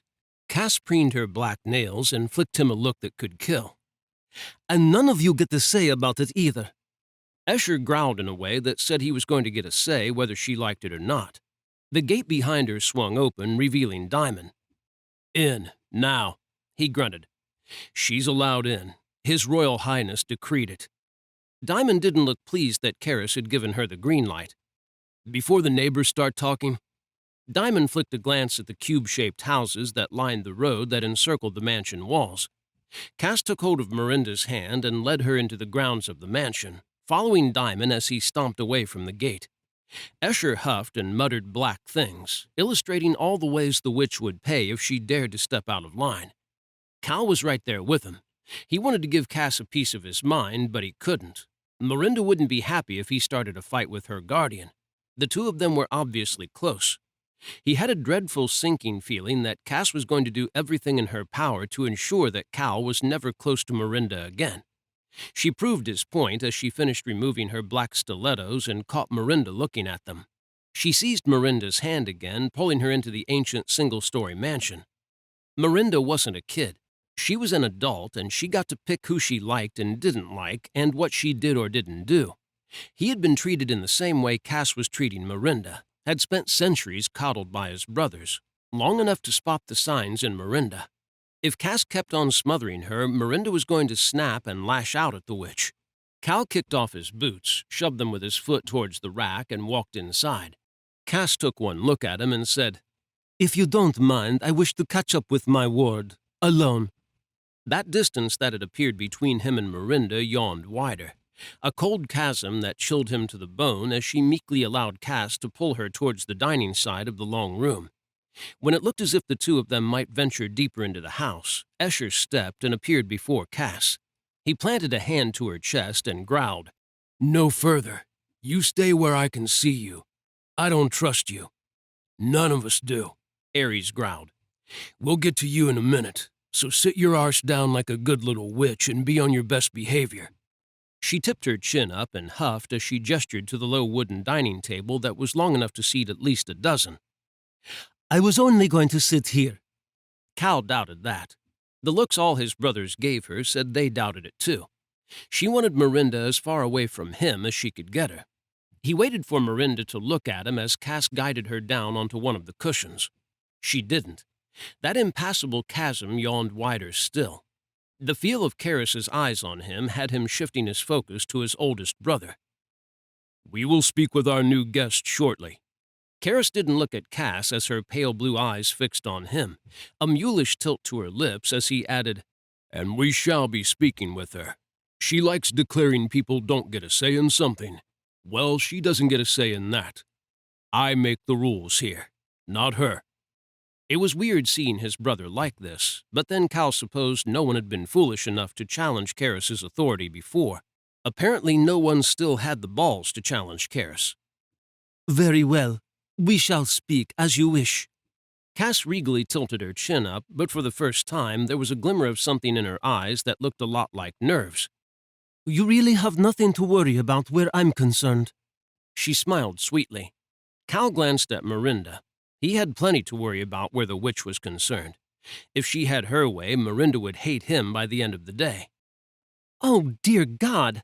Megan's voice rang out in the room, and his gaze leaped to her as she appeared from the corridor beyond Cass and Miranda, her hand resting on her stomach and her chocolate eyes wide as they locked on him. Look at the state of you. Did something run you over? Never mind, let me take a look at you. Ares moved to intercept her. You were meant to be resting. She huffed and waved him away. Remember what I said about being overbearing? His brother didn't relent. Cal can heal just fine without your help. It looks worse than it is, right? Ares tossed him a look as Megan bustled past him on a direct course for Cal, one that he could easily decipher, but one which also held a lot of concern, and not just for Megan's well-being. His brother was worried about the state of him, too, but didn't want Megan overdoing things. Cal shrugged. Sure, just a few scrapes and bruises. Megan reached him and slapped him lightly on the arm, a scowl darkening her eyes. Don't go along with him just because he's being a growly bear. I can still heal. The babe. Escher snapped his mouth shut when she turned a black look on him, daring him to say another word. Honestly, she huffed, all of you drive me mad. She threw her hands up in the air. Fine. Tell me you don't want me healing you and I won't. But I'm filing an official complaint to the underworld about the way you're all behaving. Merrick and Diamond both chuckled softly. Escher huffed. Ares grinned. Dad won't come down on us about this, sweetheart. He'll be on our side. Keeping you and the baby well takes priority. She turned a slow smile on Ares. Who said I was going to tell your father? Beneath her feet, meadow flowers bloomed from the golden tatami mats. Hey now, you can't go calling in that sort of backup. That's not fair. Ares grumbled, and scuffed his foot through the twisting brambles that sprouted around him. We only have Dad on our side. He's no match for Mom. Ares was right about that. As much as Persephone wouldn't want Megan endangering herself or the baby by healing Cal or his brothers, she would be furious if any of them denied Megan's help and ended up dead because of it. Persephone apparently trusted that her daughter-in-law knew her limits. That didn't mean Cal was going to let her get her way, though. Honestly, Megan, I'm cool. I'm healing. Nothing a hot shower and a nap won't fix. Cal smiled when she glowered at him. He focused on his body, shutting down his pain and willing himself to heal faster so she would no longer have a reason to press him to accept her help. She looked as if she wanted to say something and then stomped past him with Ares hot on her heels, mumbling sweet things that did nothing to brighten her mood. What happened to you? Kara snagged his attention, pulling it away from Miranda as she began talking with Cass. He kept one ear on their conversation as best he could, catching mentions of Eric, Miranda's father, and stuff about spells and witchcraft and carriers. Cass was doing her best to show Miranda that she knew all about the underworld, about what she was and about other things. A blatant attempt to make Miranda feel she didn't need him as a source of information if she had any questions about their world or her powers, which really grinded his gears. He adjusted his grip on his side as the wound there stung and his leg ached, souring his mood further. What he really wanted was to get clean, go to his room, and sleep until he was healed. But if he took one step out of this room, Cass would use it to her advantage. The witch would probably make out he was already abandoning Miranda, failing in his duty to take care of her. So rather than sleeping to regain his strength, he focused on telling his brothers everything that happened in order to keep his mind off his injuries as they slowly healed. We were ambushed in London after I used a portal to bring us back from the underworld. Before Karis could chew him out about the fact he had abused the power Hermes had bestowed upon him with his favor mark, Cal continued. I went to speak with Thanatos about necromancers. I can't just sit around on my hands waiting for something to happen, Karis. It's killing me knowing the bastard who murdered my sister, who is holding her soul, is out there and we're doing nothing about it. Karis's hand landed gently on his shoulder. We are not doing nothing. We are doing something. Merrick has been working with Katerina to get information from Guillaume about possible safe houses the demons are using. One of them is close to London, Merrick put in as he looked up from a shiny new laptop. We're working to locate it now. Katerina believes it's the same place they took her when she teleported Eli and Lisabetta away from the gate in Seville. Just the mention of the illusionist's name had Escher snarling. Diamond moved closer to him, offering a comforting smile when Escher scrubbed his hands over his black hair, an apologetic edge to his expression. Cal couldn't blame Escher for still being angry with the demon, even though his brother had killed her. The bitch had tried to make Escher her pet.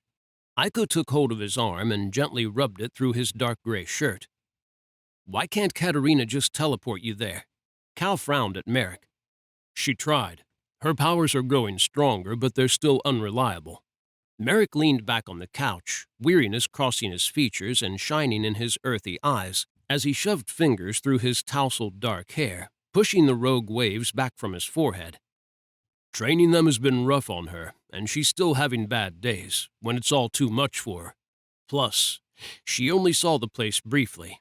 We think she needs to come to know a place before she can easily teleport there. Katerina had been given a cocktail of demon blood by Eli, and promised that if she helped them bring down Merrick, that they would give her the cure and save her brother, who she had believed to have been turned into a vampire. It turned out that Guillaume had been a wraith all along, and Eli's version of saving him had been completing his transition by feeding him a soul. Katerina had also transitioned, becoming a hybrid of sorts, one with demon blood that granted her a whole slew of abilities. Teleporting was only one of them. The worst one was the fact that she had succubus blood in her veins now, which meant whenever she felt a little frisky or thought wicked things about his brother, she secreted a pheromone that affected all males in the vicinity, even Cal and his brothers. Cal felt sorry for her. She rarely attended the meetings, and not only because she felt embarrassed if her succubus side slipped the leash, as it had at the last meeting. It had taken a few of his brothers time to accept a hybrid into their ranks, and sometimes Escher still had a difficult time with the part demon being in his home. He glanced at Miranda again, deeply aware of her and the similarities between her and Katerina. Would Miranda feel better about her transition if she could speak with Katerina and spend some time with her? He could see the two becoming good friends, bonded by circumstance, and he imagined both Miranda and Katerina would enjoy being included in the true power circle within their side. Not him nor any of his brothers could compete with the women. They were a force to be reckoned with, brought even the strongest of them to their knees with only a look. Megan proved that as Ares fawned over her, kneeling beside her where she sat on the couch, her cheek to him as she watched TV, trying to get back into her good book. Cal made a mental note to suggest a girls' night soon. He was sure Megan would leap on the chance to lure the ladies over to her side, fortifying her defenses against his brother. With an assassin, a hybrid, and a fury on her side, Ares would find it hard to deny Megan whenever she wanted to heal someone, and Escher wouldn't stand a chance against Aiko. As much as he wanted to growl about endangering the babe, Escher would crumble and relent if Aiko flashed him a sweet smile. What did Thanatos have to say? Karis moved to rest his backside against the rear of the cream couch and folded his arms across his chest. Cal filled him in on everything the big guy had told him about necromancers, and then everything he had learned about Miranda. A fury. The black slashes of Karis's eyebrows rose. It does explain the need for vengeance.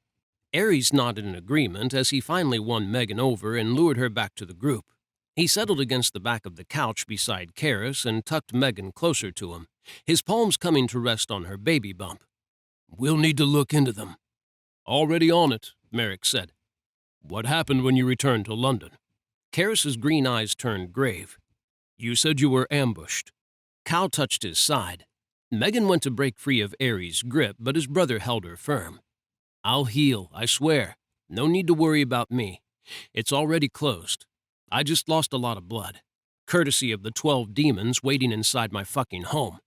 Cal's blood still burned over that. I didn't feel them break in, and I should have felt it, even in the underworld. Eli, Escher muttered, and when everyone looked at him, his pitch-dark eyes narrowed on the tatami mats. Eli knows our wards.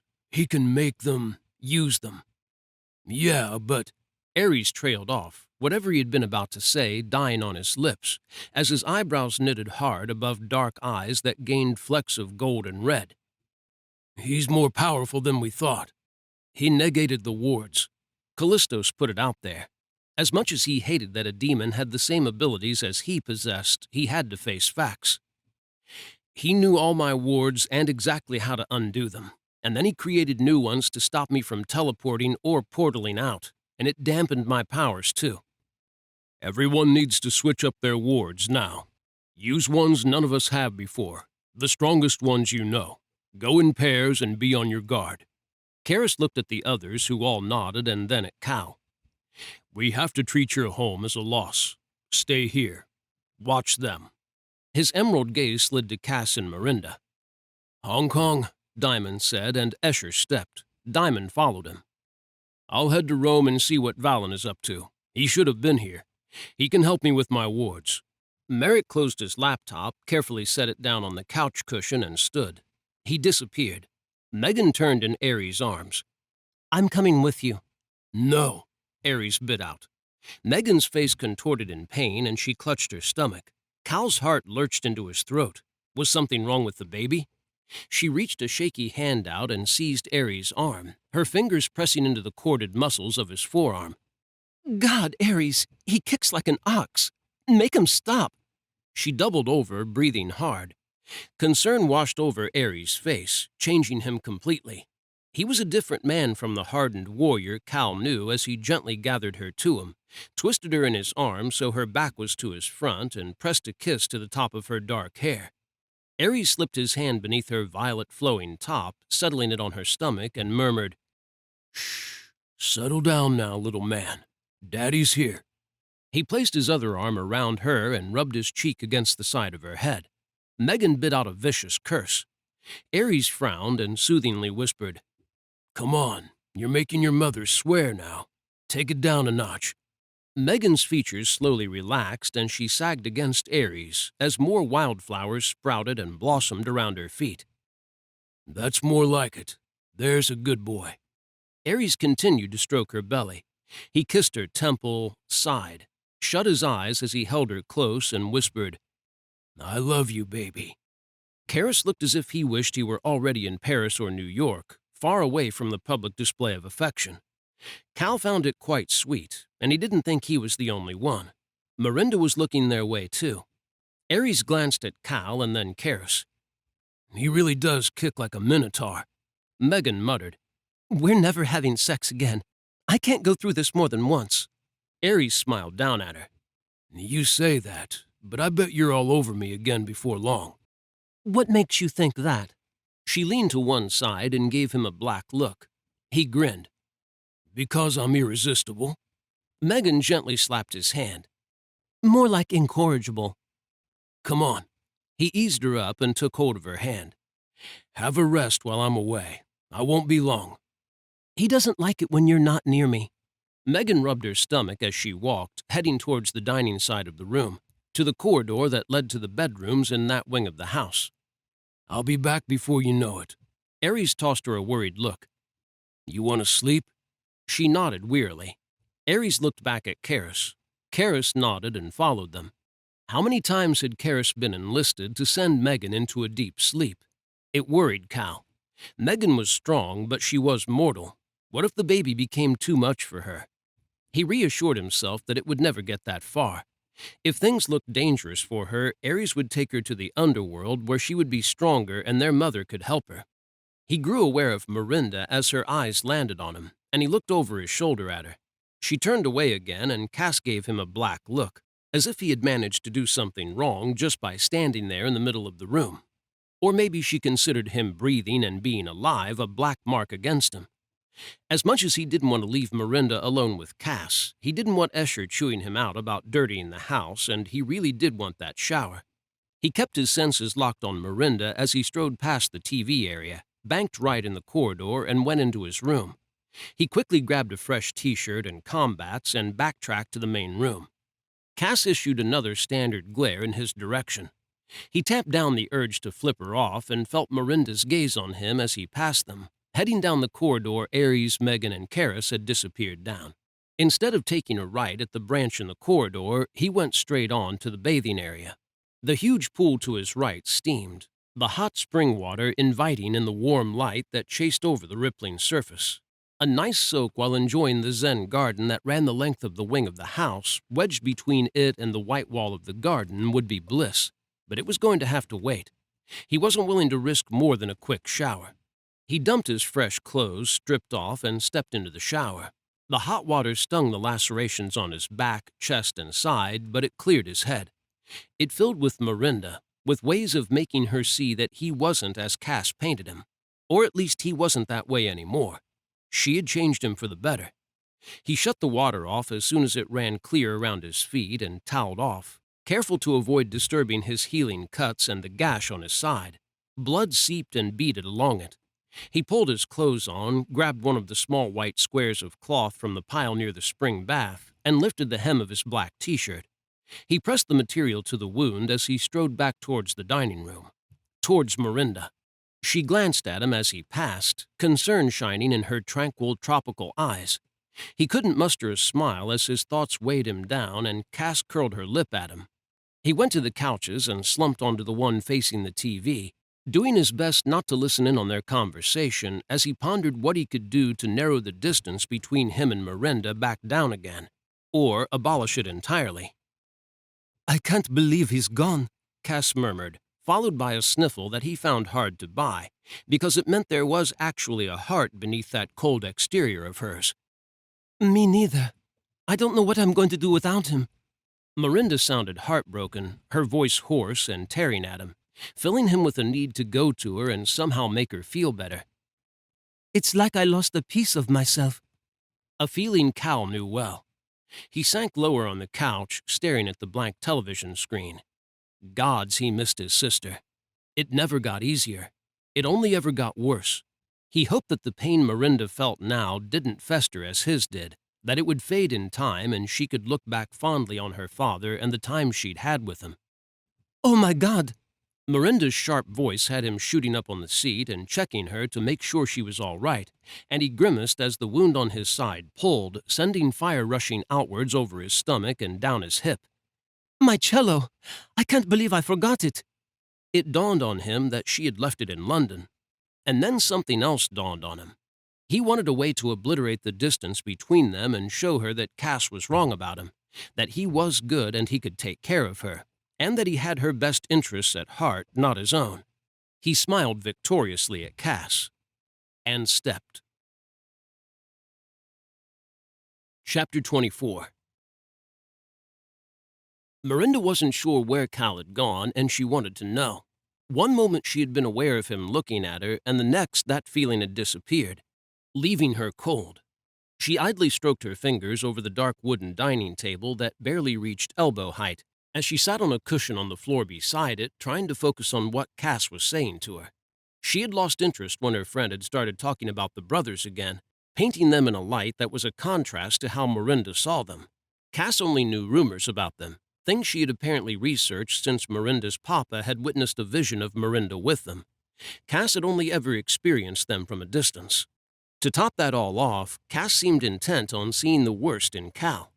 Miranda had figured out for herself that he was a bit of a player, and she hadn't particularly liked his easygoing attitude when they had first met.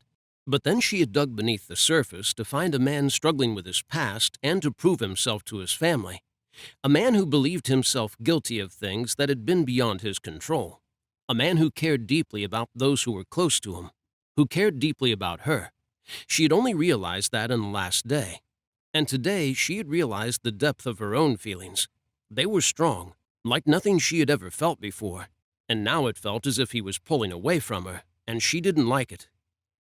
I suppose if Eric saw you with these so-called gods, I will have to accept their help in protecting you. Cass didn't sound at all happy about that. Cass always had been overly protective of her, more like a big sister or a mother than a friend. Cass lifted her hand and brushed the hair from Miranda's forehead, a tender look in her pale blue eyes.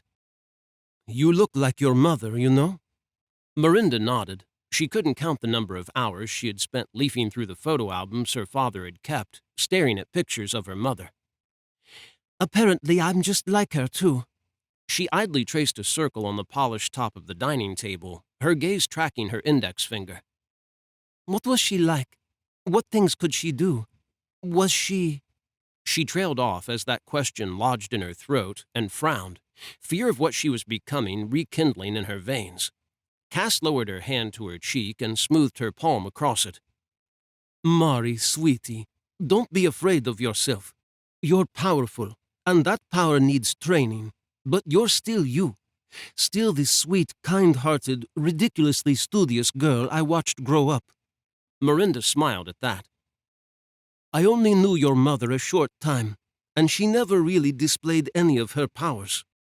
Miranda didn't miss the guarded edge to Cass's eyes when she lifted hers from the table. Was Cass afraid of scaring her further by telling her what she did know? Or was she telling the truth? Miranda reasoned that her mother had been pregnant with her and in hiding. She probably hadn't felt any burning need for revenge, to dispense justice in that time. Eric was protective of her, and she didn't speak much about herself, what she was, if at all. Eric preferred she kept her secrets. He feared someone discovering her before you were born. Cass's voice gained a solemn edge, one that made Miranda feel she was telling the truth. She knew her father. He would have done all in his power to keep her mother and her safe. He had done all in his power. She was strong, though. Ridiculously strong. Cass smiled fondly. I remember her lifting Eric as if he weighed nothing more than a feather. He always scowled whenever she did it, which only made her laugh. Laugh. A sound Miranda would never know. She cast her gaze down at her lap. You laugh like her, too. Eric's eyes used to light up whenever you ran around his legs, laughing like a mad little thing. Tears burned the backs of her eyes and her nose again. I miss him so damned much. I wish he'd told me. About what I am. About him and my mother. The fact he wasn't my biological father. Cass shook her head. I know you're hurting, Mari, but he only wanted to protect you. He had sworn to tell you the moment he felt you were ready, had wanted to tell you more than once. Eric loved you. He loved you like a daughter. You were his daughter. You know that in your heart, don't you?" Miranda nodded, sniffled, and pushed away her pain, because Cass was right. Eric had been her father, and she had been his daughter. "I'd known Eric a long time before he met your mother, and I had never seen him so in love or so happy." Cass's smile returned, her eyes glittering with it. "Your life with him was real, all of it, every moment. I know things are probably hard for you right now, but never doubt the love he had for you. You were his world, his everything." The tears she had been trying to hold back filled her eyes as she looked at her friend, as those words hit her hard in her heart. She choked out, "I know that. I just wish he had told me." Cass heaved a sigh. "He vowed to protect you, and he was doing just that. Or at least he had thought he was. He wanted to shield you from this side of the world and feared something might happen to you if you learned of it, that you might try to find others like you. He worried you'd be in danger." And she was. Miranda pulled down a slow, deep breath to stem her tears and gathered her strength again. She didn't want to be miserable, dwelling on the things she wished could be different. She wanted to be strong, just as her father had believed her to be, and to face this danger and survive. She wanted to learn more about herself so she could embrace all that she was, not be constantly afraid of it. "You look like you need some rest." Cass brushed her fingers across Miranda's brow again. "Rest is good." She was tired but too wired to sleep. The fight, meeting Thanatos, discovering what she was. It all collided in her head to keep her awake. Diamond and Escher returned and broke apart. Escher headed towards the far end of the room and rounded a corner, disappearing from view. Diamond ran a gloved hand over his white hair, tensed as he glanced her way, and scowled as he stomped through the opening between the two white sliding panels. When Miranda looked back at Cass, she was staring at the opening to the garden Diamond had just exited through, her head canted to her left and her pale blue eyes distant. "That one is a bit frosty with me." Cass smiled at her. "I can't imagine why." Miranda could. Cass had a way of making decisions for everyone, and she had just decided to join the brothers' team, without their consent. "I feel like some air, and the garden looked interesting when I glimpsed it." Cass didn't give Miranda a chance to say anything in response to that. She stood, brushed the flowing skirt of her long black dress down, and strode out into the garden. No doubt going to prod and poke Diamond until he gave her frostbite. Miranda pushed onto her feet and wandered to the opening. She wasn't surprised to see Cass trailing after Diamond. She still couldn't believe that Cass was a witch. Her friend had explained some things, like the fact she didn't age the same way as Miranda. That was the reason she hadn't seen Cass in a decade, because Miranda would have noticed that she wasn't getting older. She wished that Cass had told her instead.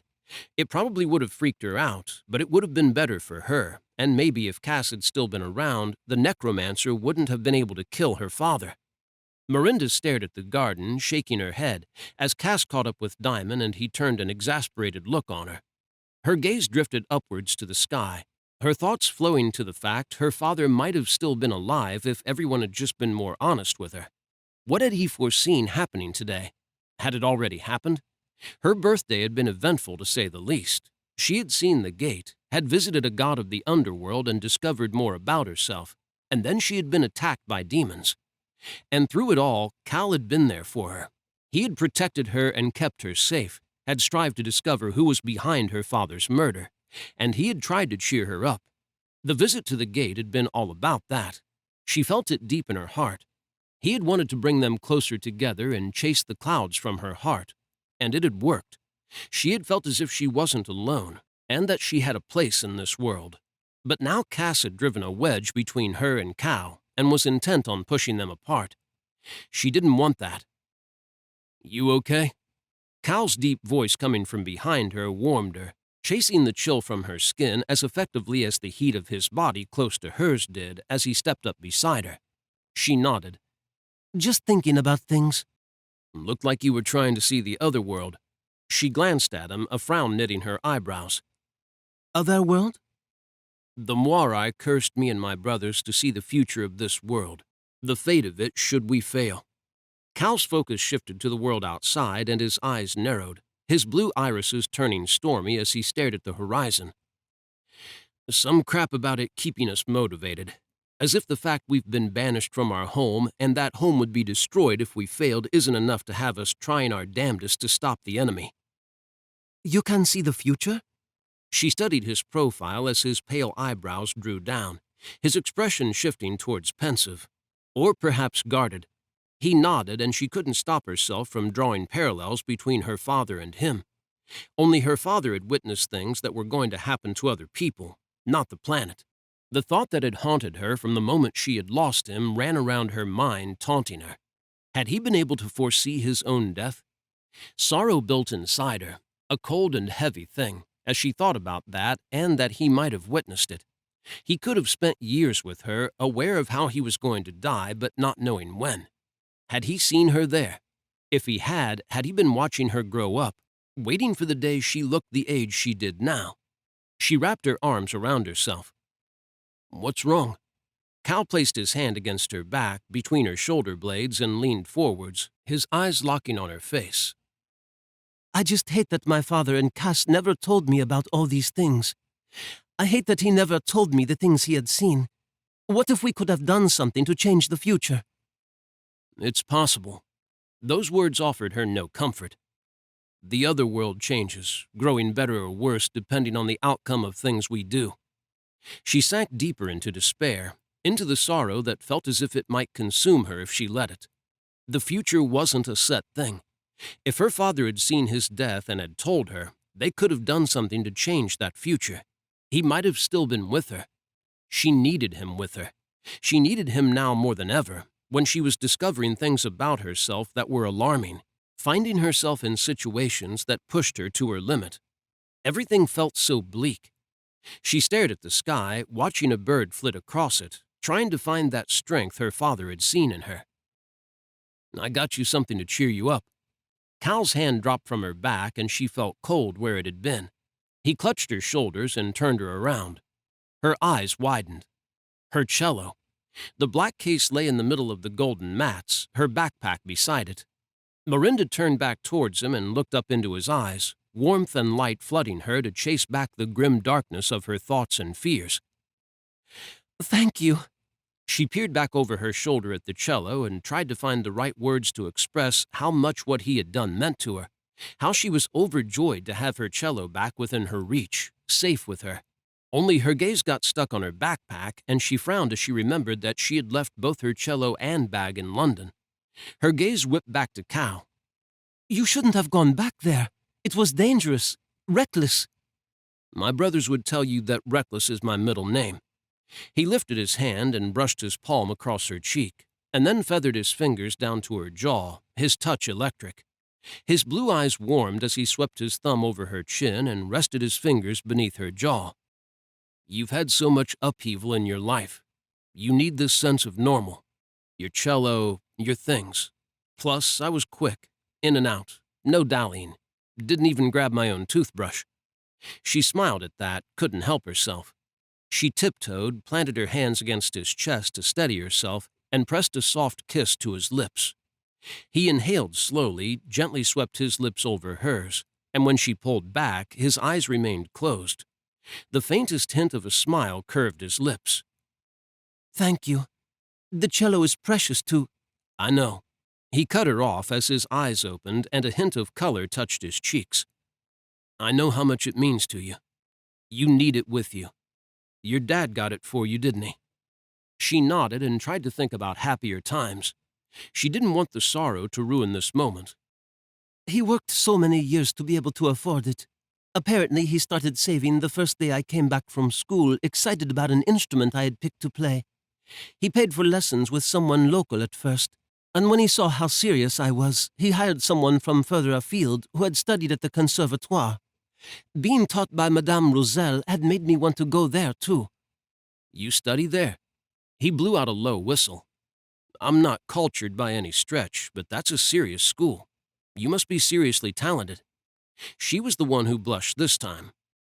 I studied there. I postponed it after well, I'm going to go back next year and continue. I have to stick with my plan. You, Mari, strike me as someone who always sticks with their plan.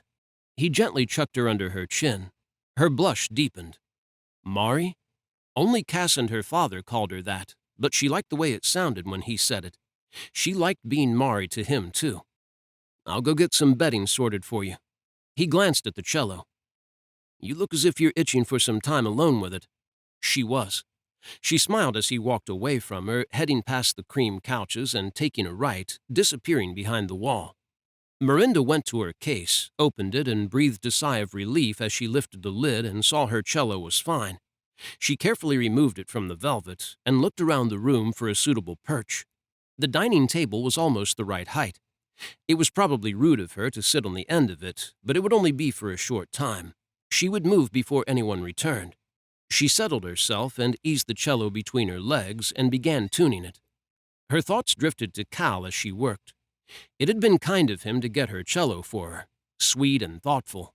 Cass wanted her to think Cal was all bad, but there was a lot of good to balance any negative traits he had. Maybe a few days ago she would have been easily swayed by the things Cass had told her. Now she had seen the real him, and she was falling for him, and falling hard. Her father had once told her that love was important and that she had to be sure about the man she wanted to be with before she did anything. The boy she had liked at the time had tried to pressure her. He had pushed her, and she had realized that wasn't the sort of person she could love. It had made her notice the way her father's eyes had warmed and sparkled whenever he had spoken of her mother. It had made her want that sort of love. She lifted her head and looked at the wall. Could she have that kind of love with Cal? She had the feeling he wasn't looking for love, if what Cass had told her was true. But she also had the feeling sometimes that he was, and something was holding him back. Cal rounded the corner, looked at her where she sat perched on the dining table, and clucked his tongue. Escher would throw a fit if he saw you there. The smile in his voice touched his eyes, and it was nice to see him so relaxed, to see his guard down. Damn, you look good like that. I'm jealous of your cello. He strode towards her, and she rolled her eyes at his lewd remark, and realized that it didn't unsettle her. The thought that he wanted to be where her cello was, between her thighs, didn't make her nervous at all. In fact, she found she wanted it too. She busied herself with tuning the next string, hiding in her work. I'll make some food. Cal paused near her. Hungry? She nodded and then looked up at him with a frown. I thought cooking was a secret. It is, but I'm beginning to get a bit tired of keeping secrets. He rolled his shoulders, and she realized he had changed into a clean khaki t-shirt that hugged his chest and stomach. Maybe it's time my brothers found out they had a world-class chef in their midst all this time. He cracked a grin. She liked him like this, playful, teasing, confident. I admit, your cassoulet was rather good. She teased him with a smile. He looked horrified. Only rather good? That won't do. Next time it'll knock your socks off. He dropped a kiss on her forehead as if it was the most natural thing in the world for him to do, as if they were already lovers. He disappeared into the room behind her. Miranda closed her eyes, shut the world out, and drew down a deep, steadying breath. She positioned her bow and stilled herself, and once her mind was at peace, she began to play. She instantly lost herself in the piece, in something that felt so solid and real and dependable, a tie to her old life, her old self. The notes reverberated through her, each rise and fall, soft sway and powerful crescendo. Her heart and mind filled in response, the emotions the piece evoked matching the subtle calms and the triumphant peaks. She sank into it, leaned forwards, and let it take her over, poured everything it made her feel back into it, playing as she had never played it before. Tears burned her eyes as she swayed with the piece, with each sustained note that had her heart burning inside her, with both love and pain. She moved to the next section, a softer interlude, and cursed when she missed a note and messed up the following one. She huffed and sat back, opened her eyes. Escher stood just beyond the nearest couch, his blue eyes bright, swirling with aqua and shimmering with what looked an awful lot like tears. Her eyes widened and she shot to her feet, careful not to harm her cello. I'm sorry, there was nowhere else to sit. He continued to stare at her as if she had grown an extra head, and then his eyes fell to her instrument and his lips parted as his brow furrowed. You play so beautifully. She was quick to shake her head, despite the shock that ran through her as she realized he wasn't upset she had been sitting on his table. He was moved by what she had played. I messed it up. Despair was swift to rise inside her, and she was too tired to fight it back. She was just worn down, hurting, but she still felt like a failure. It was awful. He took a hard step towards her, his face darkening. It wasn't. Your skill, the way you played. He rubbed the heel of his hand across his eyes. I've never heard Kol Nidri played with such emotion. She held her cello, feeling stupid that she felt so connected to her father through that piece.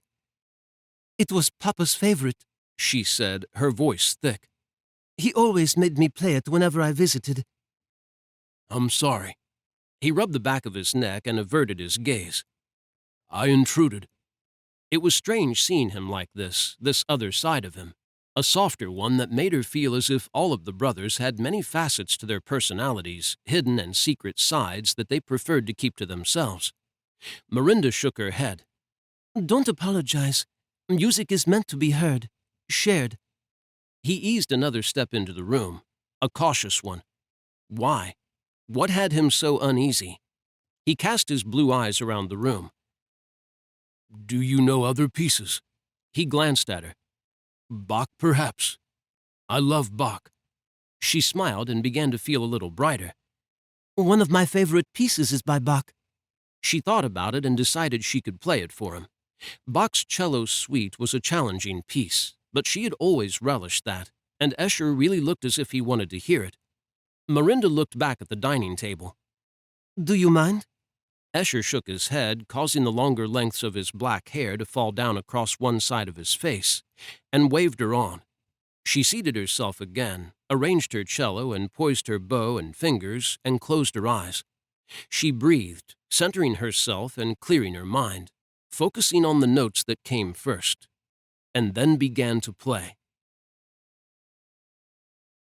Chapter 25.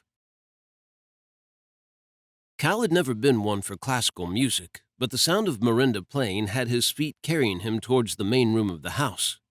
A shiver washed over him as the piece undulated, rising and falling, a beautiful symphony that she played to absolute perfection, and with such emotion he was sure he would never forget this moment. When she had said she played the cello and attended the conservatoire, he had figured she would be good, but this? She was incredible. He drifted into the room, transfixed by her as she played, her eyes closed, fingers nimbly shifting up and down the strings as the bow danced across them. He stared dumbfounded, moved. Escher looked as taken aback as he felt, his older brother standing in the middle of the room, barely a few feet from Miranda. In fact, Escher looked absolutely smitten with her. If his brother had been single, Cal might have had a hard time stopping himself from driving his brother away from her. Or at least if Escher had been single and not loved classical music as much as he did. Still, it was strange seeing his somewhat antisocial brother not keeping his distance from someone new and finding it hard to trust them. A definite first. Miranda had played her way into his brother's black heart and his good book. He realized it wasn't just the fact she played cello, and played it damn well.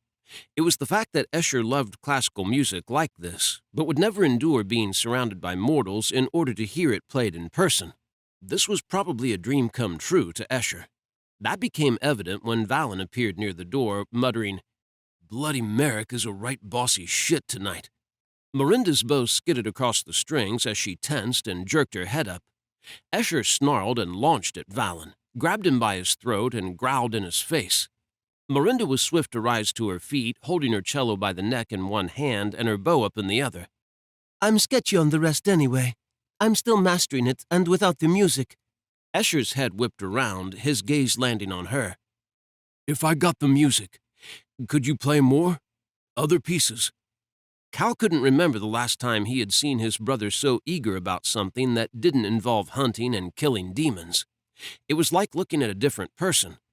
Valen finally noticed her and the cello she tightly gripped. Shit, you play? Valen looked between her and Escher. Explains his outburst.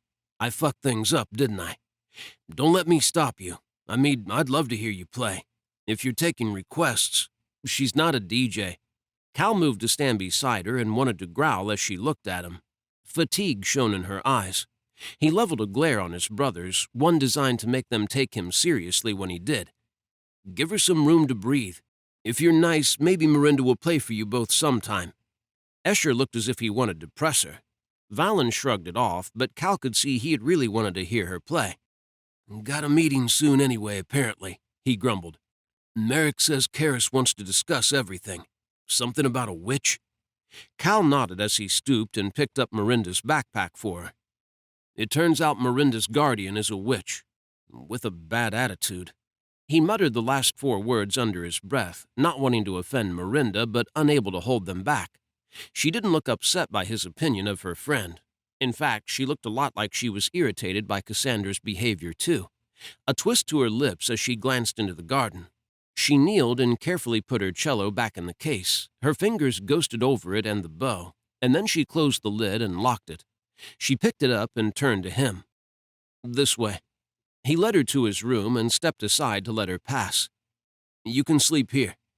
If you want, you can hang out here and play some more, be by yourself for a while." She surprised him by setting down her cello case and coming to face him, determination shining in her eyes. "I don't want that. I want to be there. Whatever you have to discuss, I want to hear it and be part of it." Violet emerged in her irises. "I'm part of this fight now.